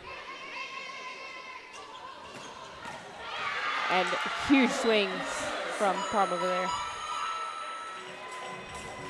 Yeah, now, Parmova, I don't know about you, but we've got noise canceling headphones in, so we can hear each other and less of what everything else is going on, but I could very clearly hear Alexis Diaz-Infante saying, "Ay." Yeah, yeah. I mean, talk about using her energy in any way she can, right? Drawing away some hesitancy from Lionhearts. Out of system again. Big swing.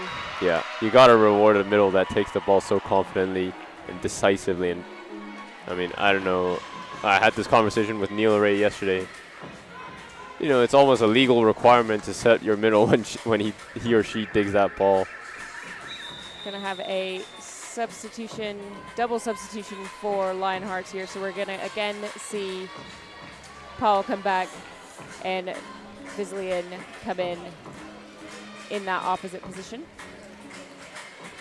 Yeah, double sub, change it up. I'm not sure whether, you know, the other pair is going to start for the next set. Give them a bit of a break, but also give a different look to Team SideOut Polonia and see how they react. That's a great pass. So sets out on the Polonia side. Awkward swing for Parmova, but she does well with that. Vizlian is blocked, but well covered. Sviridova with the tip. Oh, that's a great pickup. Vandiver is dug. Good dig there from Busquets. And Parmova with an open net, but what a dig from Chung. Vizlian with the pushover. Great dig. Sora with the bump set to Sviridova. That's an incredible dig 2 times by Chung, and the other time by Paul from that middle hit. I think defense wins you games, or wins the championship, sorry. Huge rally from Lionhearts there, and that's a momentum swinger potentially, you know. Yeah. Even if it doesn't change the outcome of this set, it might change the outcome of how they enter into set number 4. Yeah, exactly. Another great dig, this time from the middle. Parmova is currently unstoppable. Yeah, unstoppable indeed, and you've got to give some respect to that dig just now by the middle. Sora there, standing in her position, strong, keeps the ball in play.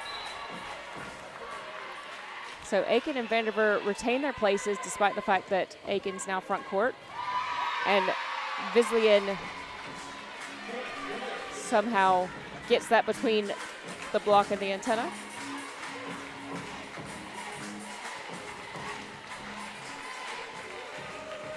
Bringing yourself up to serve.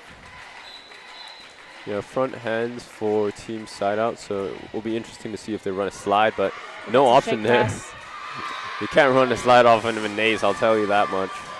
But it's good to see that Lionhearts are still celebrating hard, not despite the scoreline, excuse me.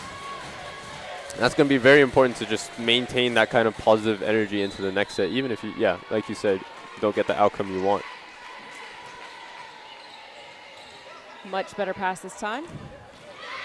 As Diaz Infante says, remember that I'm here. Yeah, great shoot set. Be quick this time from Diaz Infante. Mervakin really connecting with her. I mean, I don't know how much they practice this in training. It'd be very interesting to see.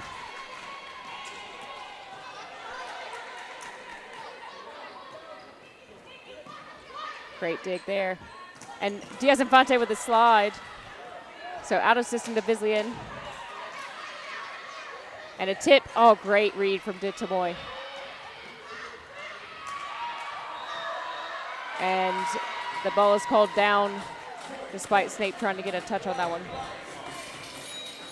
I think Mark Contobulus claiming there was a four-touch. You couldn't see it from here. I mean, there's a messy play at the net after Infante's hit at first. Yeah. But they've got to move on right away. They've got a set to win here. Nice pass from Snape. Konovalova. How did she fit that ball in that direction? I mean, there was a small gap on the line, and Vizlian, I'm not sure whether she was expecting an absolute bounce or a tip, but she was very high up there. Maybe she was expecting the blockers to take line. So set point for Polonia with Diaz Infante on the line. Nice pass from Chung. She gets the ball back. That's a great swing. The Lionhearts keep themselves in this set.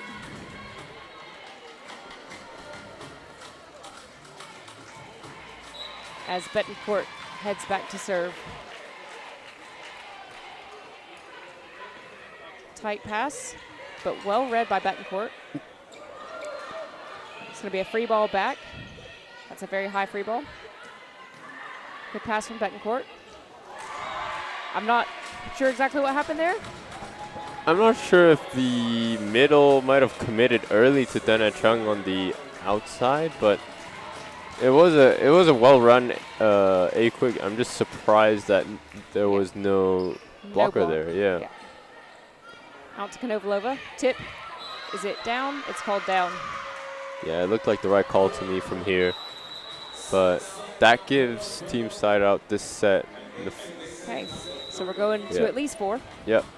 Set number 4. As Team SideOut Polonia have turned things around, closing out this set 25-20 after losing the first 2 sets, 26-24 and then 25-18. Massive turnaround for them. Yeah, I mean, this is a very, very big set. I mean, obviously, yeah, this was the deciding set for Team SideOut, but it's not just about the outcome, it's how they did it. They implemented a radical change in terms of their, player personnel, and they've delivered. And, I don't want to say they won super comfortably, but they certainly won in a much smoother fashion than the way they were playing before. And that even includes the first half of the first set. For London Lionhearts, yeah, what do you do now, right? Yeah, they've looked, despite running a system that they may or may not have practiced so far, they looked very comfortable the whole way through that set. So we'll be back in just another moment or two for set number 4, where we'll find out whether or not the ladies are going to absolutely demolish Michael Hansen-Morse's bold prediction for the season of only 1 reverse sweep, possibly all season. I mean, that's a bold prediction. Wasn't it already broken this morning? Did that yeah, the first match of the day was a reverse sweep. So if there's another one today. Yeah. Oh, we're breaking the record. He said for here. the whole season. I see. He said 0 or 1. Well, so.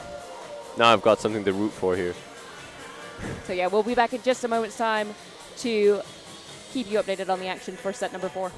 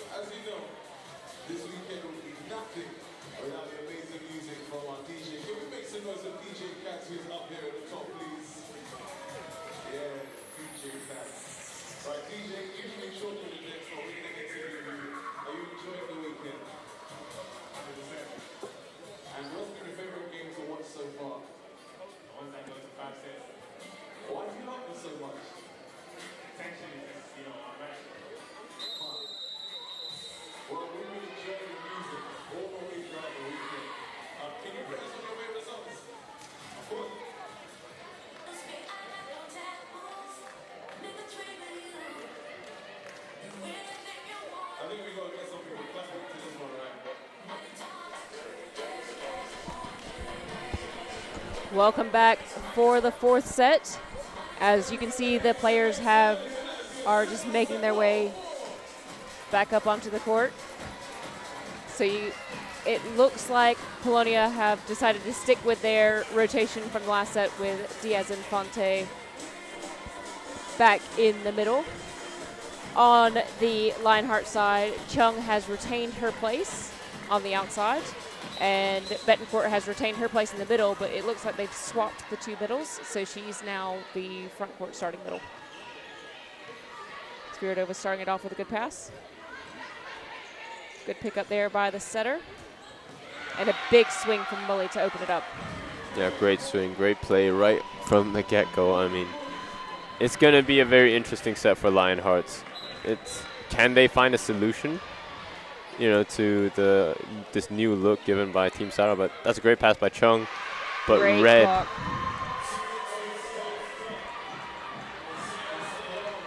very well read. Fonte looks fired up. El-Nazai serves again. It's a very flat serve. Out of system, but good set there. But that's going to be put just long. Yeah, just long, but Team SideOut won't be complaining.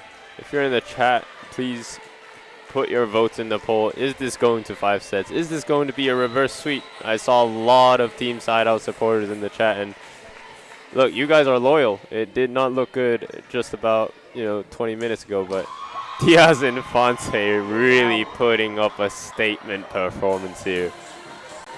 I mean, that pass wasn't perfect. That set's coming from just in front of the 3-meter line to run a really fast B-ball from there. Yeah. With a player that maybe hasn't practiced his middle this season. This just makes me doubt everything that we've researched. Exactly. That looked in. Oh yeah, the referees. Okay, the referee calls that out. He agrees out. with his line judge.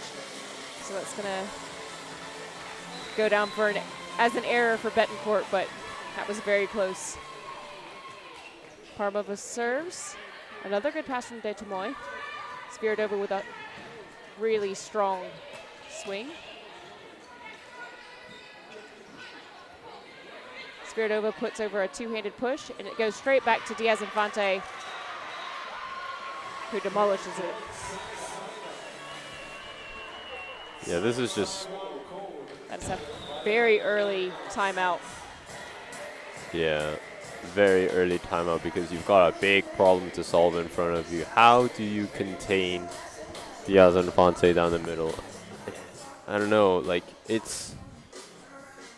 I don't want to sound a bit ignorant here, but often you see key players, big power players being on the pins, and there are ways to deal with that, serve hard, get them out of system. You can send 2 blockers right away, but when it's a middle, that's your main threat. What do you do here? Do you commit 2? Do you ask your outsides to help you out? Because that's going to leave you open in other areas.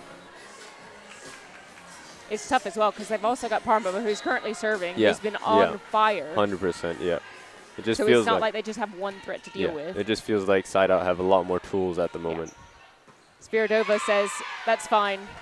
Let me put that one down. Yeah, I mean, that's the difference, right? Team SideOut have a lot of tools, a lot of, weapons, and Lionhearts have one big, giant weapon that they can utilize time and time again, that time from the service line. Yeah, lucky Tate Trickler gets the ace for Spiridova. Looks like Snape and Konovalova just having a discussion about who has that short tape ball. Not the greatest of passes, so it's going to be free ball to Lionhearts. Iwane, another big swing. So that's going to be very important, establishing your other weapons right now. Iwane has definitely been somebody to watch in this game after making her debut mid-set. And yeah, not just rely on Sviridova is going to be key here. That's a very low pass from Snape, but Carla Mully says, I can work with that. It's a beautiful set, though. Yeah, 100%. I mean, all the way to the pin, that's just the opposite stream right there. Diaz Infante to the service line.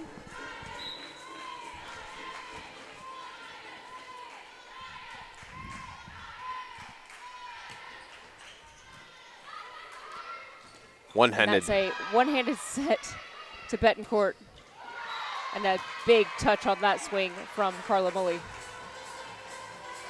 Team SideOut are getting into transition very, very well right now. Every ball they dig up is very settable without sacrificing their rhythm. And Lionhearts now call for an immediate substitution. Sviridova comes off out of the back row. Yep, and she is replaced by Alexandra Safragen. Maybe a serve reception specialist here, we'll see. Miscommunication means that there's two people trying to pass that ball. And Konovalova somehow over the top of Iwane. Yeah, picture perfect swing right there down the line. I mean, you couldn't paint it any better. That's a picturesque swing right into that deep corner. Nobody in the world is digging that. Diaz Infante, a couple serves in a row now. Still targeting the front court outside, and Team SideOut get another transition chance. A little low there for Busquets. And Iwane is blocked. Yeah, this is getting increasingly difficult. I almost want to say there should be a... They called a timeout already, so it's difficult to call your second one this early on in the set, but it just doesn't seem like Lionhearts are able to, you know, find a solution. Diaz Infante. So out of system still. Chung with a big swing. That's good block coverage. Iwane is also blocked but recovered. She gets another bite, and that's a smart tip there. Yeah, way to change up her offense, recognizing that, you know, hard swings are getting contained right now, changing it up, changing the speed.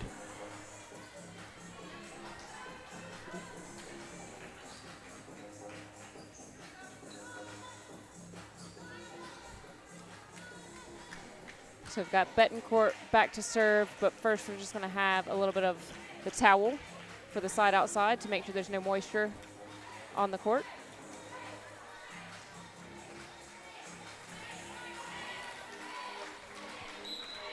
So big lead to start set number 4 for Polonia as Konovalova puts in a pass, and somehow Carla Mully gets a block out kill.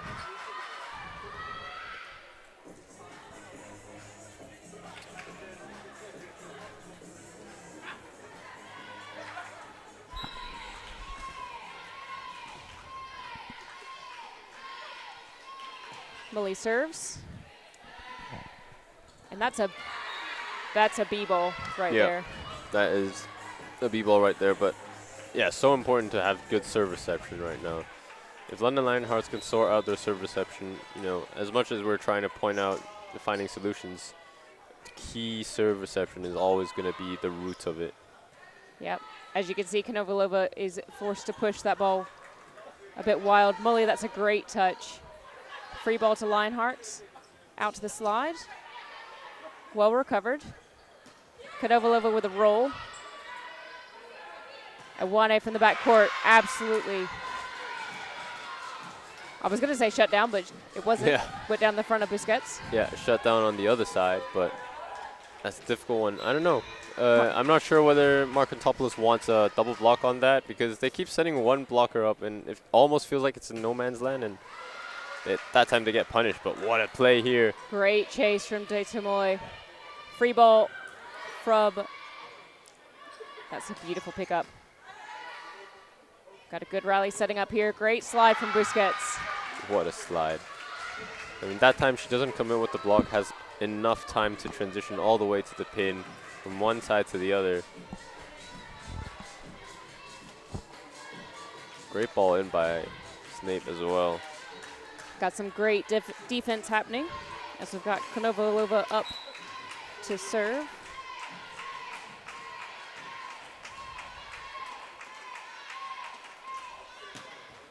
Top spin serve, that's a great pass. Chung goes high line herself. I wonder where she took that one from. Maybe her teammate? Somebody she trains with quite often? I mean, it's been effective for Sviridova. Why not? And now we're going to see Safrajan in the front court for the first time in this match. Malu got a bit jammed up with that one, so out of system for Parmova. That's an aggressive swing, but great pass from Detamoy. Very tight set. Yeah, that was a great dig, though. It's a shame that that transition wasn't converted, but still, block funneled it perfectly to the libero Detamoy. And yeah, I mean, back substitution again. Another outside subbed in for Dana Chung. Yeah, so we got Whitmer back on the court now.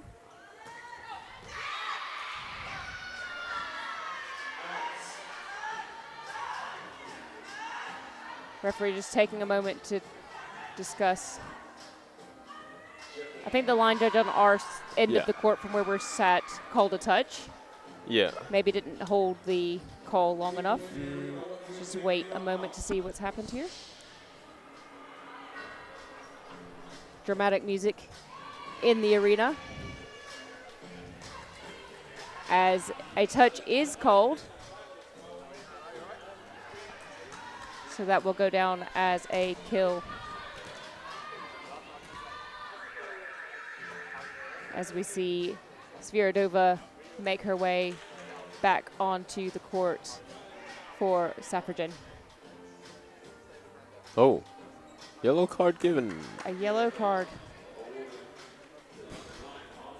As a player, I don't really like to see that, but maybe it's a bit excessive protesting on that call just now. But I'm wondering if it's because they did the substitution so long after the end of the previous point, despite the fact that there's been a delay. I'm not too sure. Yeah, was it a time delay or was it one for dissent? I don't know because he didn't do. Yeah, it didn't look like delay. a time delay. That's such a flat serve from Busquets, but really well handled. Great block coverage. Iwane from the backcourt gets the tape trickler. Yeah, you could argue that's a lucky one, but that's what you get for trying to swing on everything. You could easily send a free ball over with just a set, but. Yep, it's that little bit of extra aggression. Yeah. That's just helping things tick over. As Sora serves. Oh, that's a tough one. She gets an ace for her troubles. Yeah, I mean, Lionhearts definitely want to close it out here. They cannot afford to be in a situation where you're at the hands of a reverse sweep. I mean, that's the last thing. Regardless of if you head into that fifth set with some momentum, you do not want to be that team at the end of a reverse sweep. Yep. We got our first service error of set number 4. Really? Yeah. Wow, that is a consistent serving performance by both teams. Yep. So, Anozai, and as we said, that was our first. We now have our second. Yeah, we should stop talking. It might actually be that every service error we've had has been followed by another service error. Maybe. To be fair, I do remember a few. A few. No, in the last set, neither service error was followed by one. So. Okay, never mind. So great ball in, though. Served by Atanasova. That's a very low set for Diaz Infante. Not well handled by Snape, but Carla Mully cleans that up for sure. Yeah, big gap there. I'm not really sure why. It was a scrappy play, scrappy situation, but I think Bittencourt is definitely going to want to have that back to close out that block. So Parmova heads back to serve. Great pass from Whitmer, but a huge shutdown. That's a commit block and a half there by Diaz Infante. We've got to see that one again. stays neutral and reaches over. Ready hands. Yep. So important. Diaz-Infante saw that good pass come in, and she said that's going to the middle. Good pass again from Whitmer, but this time out to Svirdova. Out to Mully. Diving dig from Whitmer. Iwane big.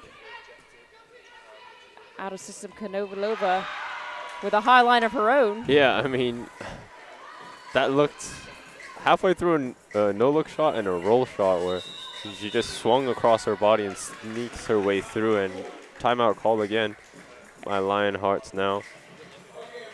Really want to find a solution before the, there's a 6-point gap. It's probably heading to 5 right now, and they just got to be mentally ready and try and neutralize any, negative energy or momentum they have against them.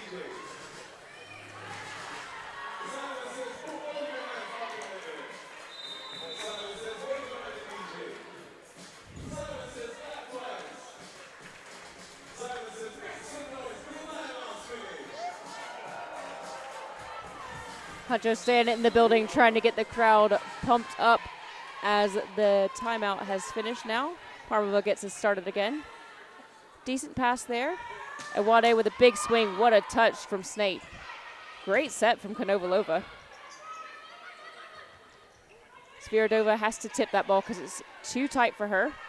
Huge set out to Bully, but what a dig. Another great dig, but it's going to be a free ball this time to Lionhearts. And Svirdova takes that one home.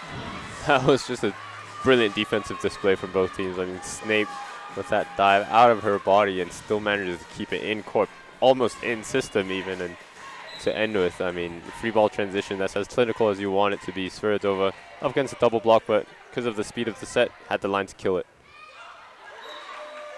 Big B-ball set there.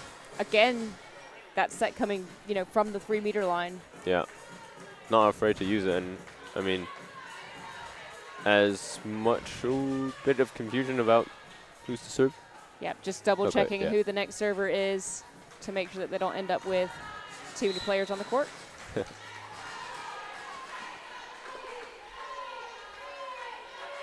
Diaz-Infante serves at Whitmer, who gets the ball back. Blocks but covered. Iwane. What a chase. And it's chased down. Go. Oh, that was a great chase. Yeah, that's a great chase there. Diaz-Infante putting her body on the line. Almost gets it.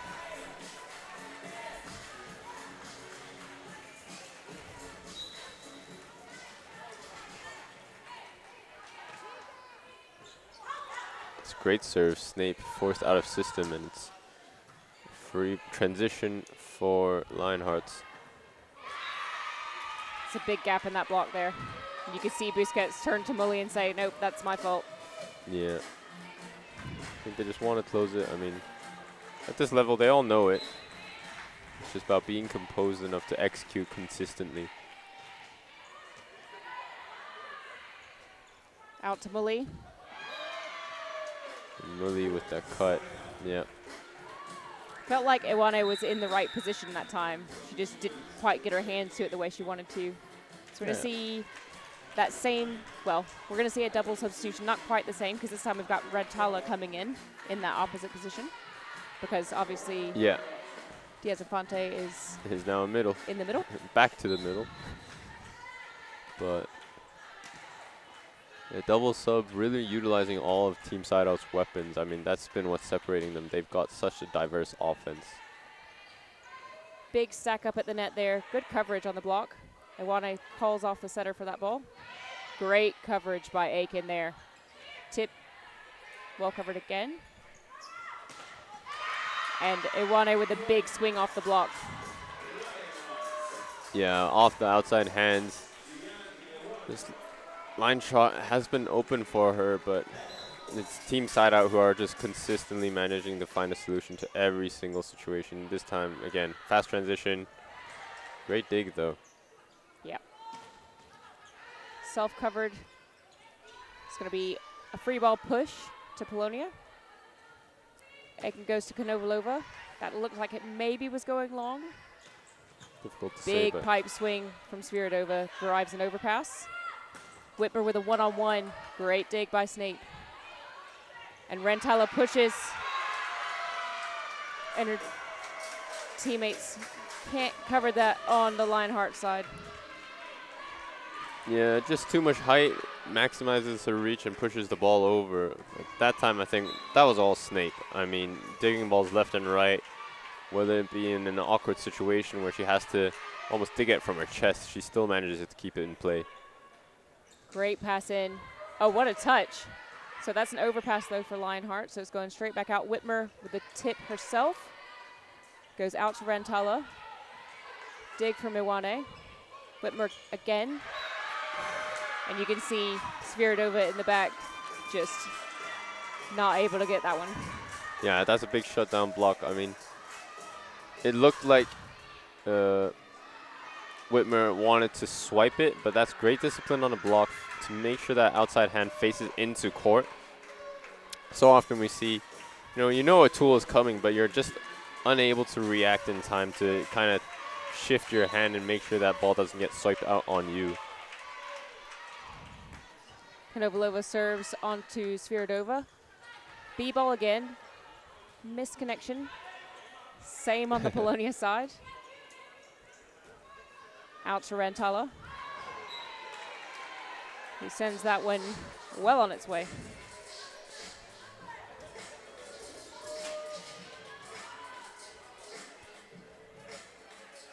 Bit of confusion, I think, on the Lionhearts. Yeah, Dana Chung is to serve.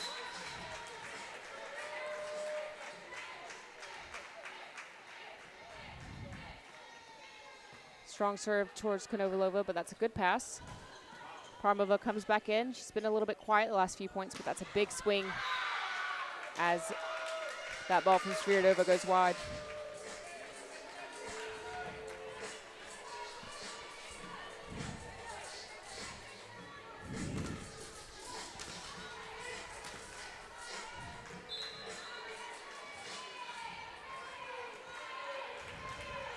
And Valeria Busquets back to serve.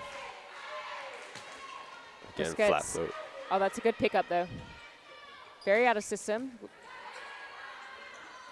And Diaz Infante off the head of Sora.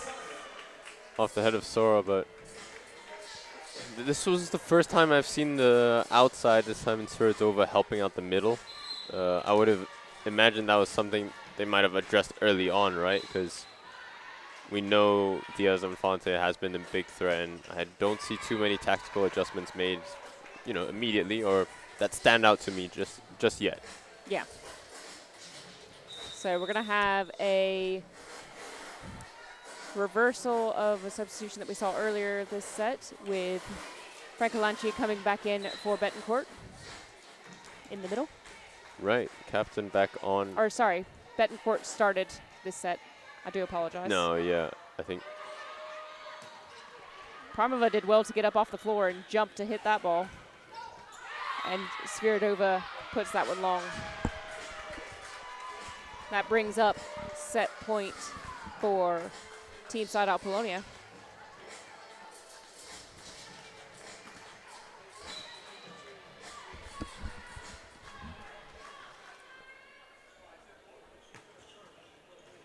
Rentala serve goes in, and Iwane hits one long. Yeah, this is so tough for London Lionhearts now to handle. Ooh.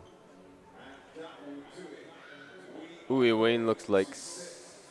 I'm not sure if she's injured, but she's immediately run off the court. It looks like she has a patella band on her left knee. Not sure if that's suddenly acted up, but Misha is right there to support if needed.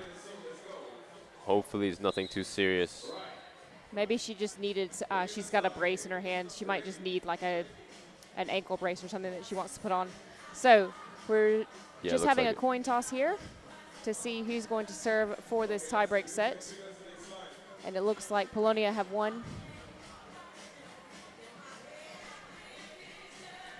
I'm going to say that Polonia have said that they're going to receive.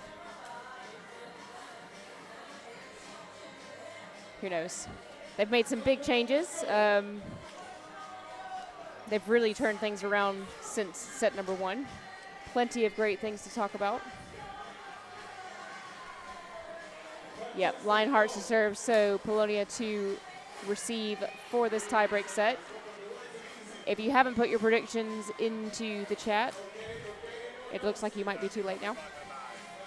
Yeah, I'd like to see some more support.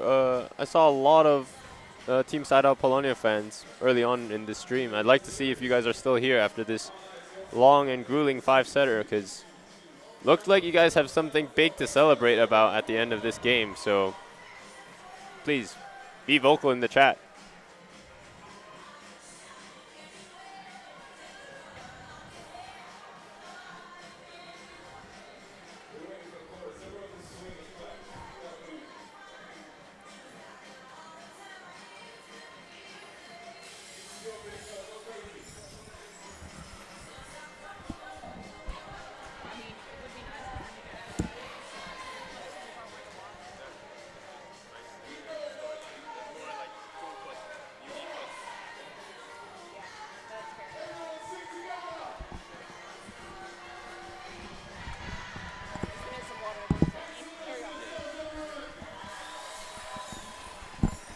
So 5-setter again, back to back. I mean, that's 3 in a row, including yesterday's final men's match. Back to back to back. The event staff is going to be overworked tonight, I think. But here we are, enjoying some good volleyball. Hey, a long weekend is worth it if the volleyball is good. Yeah. And right now, the volleyball is great. Yeah. Wait, actually 3 reverse sweeps as well. Yes. Not just any regular 5-setter. Yeah. There's been, a lot of momentum shifts. So it looks like Polonia has no changes to their lineup, which I don't think is any surprise to anybody. Yep. On the Lionhearts side, it seems that the only change is Betancourt stays off, and Frankolanchi will be the second starting middle. So she's backcourt right now, which means that Detomin is in for her, who has been really excellent, by the way. Yeah, definitely. Especially on defense. You know, despite the crazy offensive talent Team SideOut have, she's right there. That's a big slide push. Great coverage by Snape. Out to Diaz Infante again. Well contained by Lionhearts, and Sviridova is dug. Diaz Infante again. Sviridova with a hard cut out of system to Parmova. Again, good dig. Vislian is also dug. And the idea there from the setter.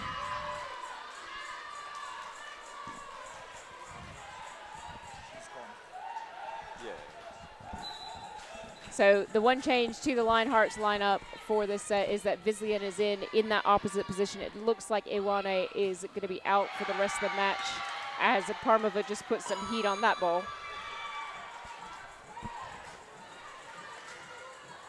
Yeah, Parmova is really on fire right now. The Lionhearts just haven't been able to find a way to contain all the attackers. And when you just think you've contained one, they've got 2 others just waiting.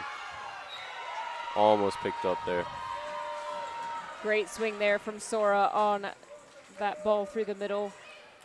Driven, of course, by the fact that Datamen put in yet another dime service reception. Cool. Sora serves. That's not a great pass from Konovalova, so it's going to be out of system, but not somewhere that anybody can hit it. Sviridova blocked by Parmova. Yeah, no. You know, you've got a big weapon in Sviridova. Lionhearts are probably going to lean on Sviridova here in the final set, especially in these high pressure situations. So you don't want to be too predictable, but you also don't want to try and play too out of your own shell in your own system. Smart swing there from Mully. Gonna have Vislian from the backcourt. That was into the net.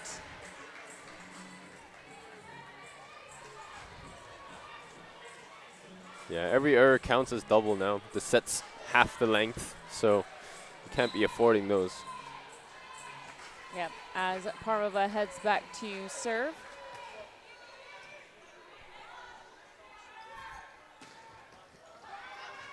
That's a very high dig, very out of system. Free ball going back. Huge swing from Spiridova, and Parmova can't contain that one. Yeah, big swing that time in transition, so speeds up the offense. Just a bit small enough gap for Spiridova to hammer it through there. And that's what they're going to need. If they're going to rely on Spiridova, at least deliver it in speed towards the pin so that she has a bit more options, whether it's through the seam or down the line, rather than those typical high ball situations where she's got a perfectly well-formed block in front of her. Diaz-Infante back to serve as Atanasova had just put her serve into the bottom half of the tape, the net. And ooh, look, a service error. Back to back. Let's hope it's not back to back to back, because that'd be a pretty short fifth set. Yeah. Spiridova does not miss her serve. Great Good pass. Mully with a monster swing. Great dig there from Atanasova. And Spiridova trying to put in an easy roll shot. 2 in the row into the net from her. Got to move on fast. This fifth set is not going to have any mercy on you. You've got to move on fast, and you know you're going to be targeted on a serve reception next. Or not. Because that's just going to be an ace. Wow. I mean, nobody thought that was going in, to be honest. From our angle, it looked like it was going to continue flying over the top of her head. I mean, as a libero yourself, surely you stand near the baseline. You kind of expect anything over your chest is probably going to go out. But that time, somehow the ball flies in. So this is the thing is, we said this in the last match, the hull is fairly cold here. And when it's cold, you tend to see float serves move more like erratically. Up and down? Yeah. Rather than side to side. Right. When it's hot, they might move more. Interesting. I never knew. The temperature definitely makes a difference to how the ball 100%. travels. That I can imagine, but didn't know it would go left, right, up, down. But what a time! I mean, Detoman has been so solid throughout this entire match. I mean, that timeout there was just a case of you can't be talking too much. This is the fifth set. Yeah. Move on. Take a break. Let's adjust. Mully serves again. Not the best handle by Whitmer, so free ball. Out to Busquets on that slide. Exactly what you would expect. Yeah, definitely. I mean, that slide's been working all game long. Yeah, you can see a small bit of hesitancy from the middle there on Lionhearts. It's just out of view of the camera, but Diaz-Infante was like headed towards the court. So just curious as to what's going to happen with that. Oh, great pickup by Snape there. Big swing by Mully. Atanasova digs it like a pro. Vislian, strong swing there. Oh, misconnection. Yeah, tough error, but at least they have a 3-point, now 2-point cushion to, afford that. But it's all started with a great defensive dig from Atanasova there, digging Millie out of the backcourt, and yeah, they get rewarded for it now. Francolaci serves, doesn't even make it to the net. Yeah, I mean, that's the last thing you want to see at the changeover here, 5-8. Yeah, it's a hard one for Lionhearts to come back with, especially when you can't apply consistent service pressure. You need at least 1 or 2 players to get, maybe 2, maybe 3 serves in a row, but at the moment they haven't been able to find a rhythm from the service line, and it's costing them. Martin Shakespeare there just reminding the players that it's not time for talking or having a timeout. You're supposed to switch to the other side and immediately be ready to play. Yeah, natural instinct happens to me. So Konovalova puts in a topspin serve. Spiridova handles that well. B-ball to Sora. That set didn't look quite comfortable for Busquets. Oh, that's a big dig. But out of system. And the setter has a swing. Love that. Vislian leaves that one to go well out.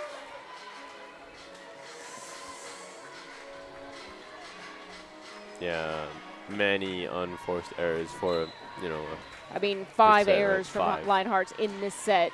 Yeah. Of the 9 points that Polonia currently has, that's entirely too many. 33% is not a ratio you want to see. And as Polonia get another chance for transition. Great block by Sora there, but well covered by Polonia. And this time through the gap. Parmova has seriously been firing through that gap this time. Yeah. Lionhearts really need to talk it over. I mean, it's really do or die. You've got no more timeouts left. You've got 5 points away. You've got a 5-point deficit. Yeah, it looks like Physian is getting a talking to from head coach. Assistant coaches, Jerry is really trying to, you know, I think in this moment it's just about putting in energy. We can't be worrying about technical execution. You're not going to fix a technical error right now. You know, it's just wanting to be here, wanting it more than the other team, and at least wanting, you know, to get something out of this game. Konovalova with another topspin serve. That's a beautiful pass. Whitmer is absolutely shut down by Anoazi. That was an incredible block. Window wiper style. Just shuts it down. That's picture perfect.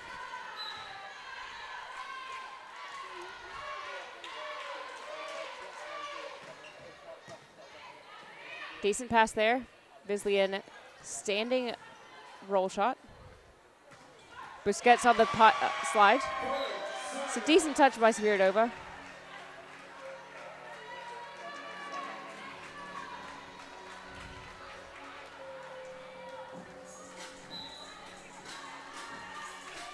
Three points to close it out here for Polonia. Konovalova serves again. Vislian this time with a much more aggressive swing, but that's going to get called for 4 touches. Yeah, it's just too many errors. Yeah. I thought that touched the block personally, but difficult to say. I don't see many Lionhearts players complaining right now. They certainly don't have the time and leisure to do it, though.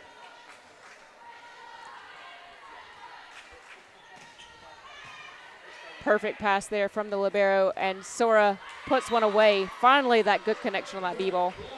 Yeah, coming in very late. Is it too little too late? I'm not sure, but they certainly can't be thinking that right now. As an outsider, I'm saying this, but if you're a player on court, you cannot have that mentality. You've got to keep your foot on the gas, even if it's a bumpy road. Big swing again from Parmova.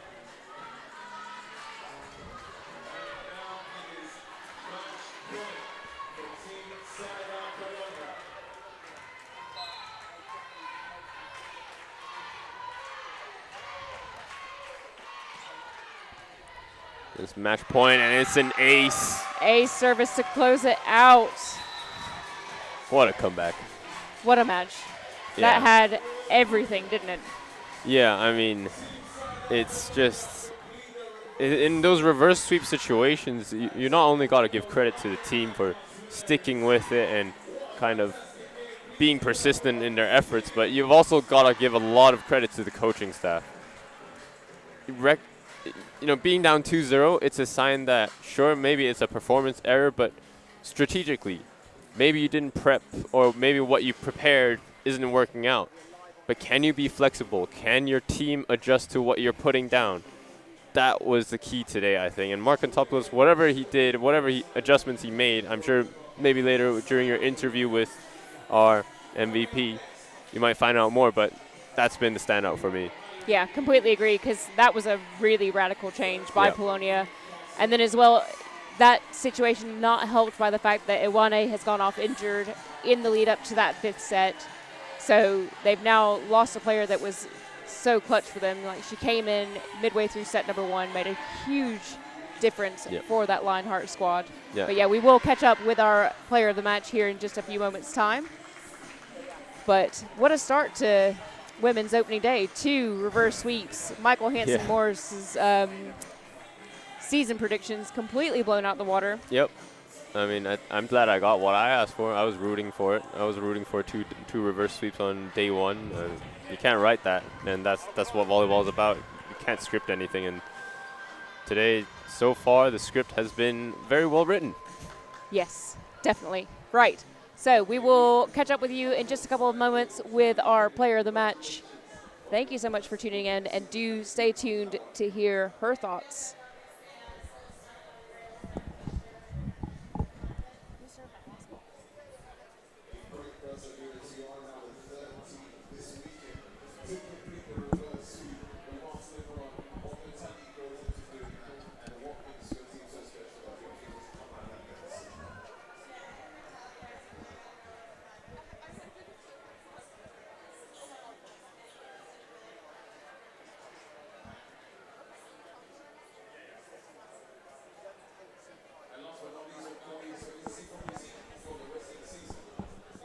Shall I set her up?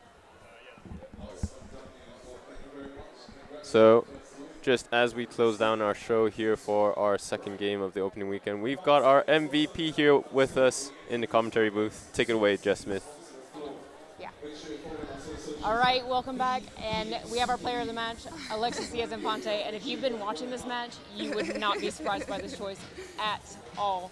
Amazing job. Thank you. Yes. Thank you so much. I appreciate it. Yeah. So 5 sets. That's a long match for opening day. I mean, hey, you got to keep everyone entertained. So. Definitely. Yeah. So your first match with Team SideOut, and partway through the match, you guys decided that Alexis is going to play middle. Yeah. Have you guys trained with that? A little bit, a tiny bit. I was a middle for a long time before I came to England. Last year was my first year as an oppo, so I felt comfortable with the transition in game. Yeah. Yeah. Okay. No, that's exciting because it looked so natural. Yeah. And like everything worked. You had the slide, you had some blocks, you had some really good A quicks.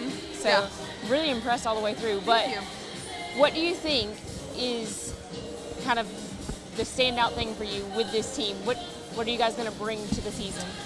I think we're going to bring some togetherness. I think we worked really well together as a group. You can see that our coach can put people in, take people out, and we are meshing and flowing, and just grit. You know, it takes a lot to come back from an 0-2 down, right? And so I think people can be prepared to see some togetherness and some grittiness and some fun, you know? Yes, definitely. Well, okay, so Michael on the Timeout podcast, I'm assuming that you've listened to it, said that there was only going to be maybe one reverse sweep this season. So we had 2 on opening day. Hey, you know, anything can happen, y'all. So. Plenty more action to come, right? Absolutely, always. Okay. Well, congratulations on the opening day win. Thank you. And congratulations to you, whole team as well. Awesome. That was an amazing game to watch. Thank you so much. I appreciate it. Thanks. And everyone stay tuned, you know? So. Definitely. We'll be back here shortly for our next match of the day. There we go. Right. Thank you. Yeah.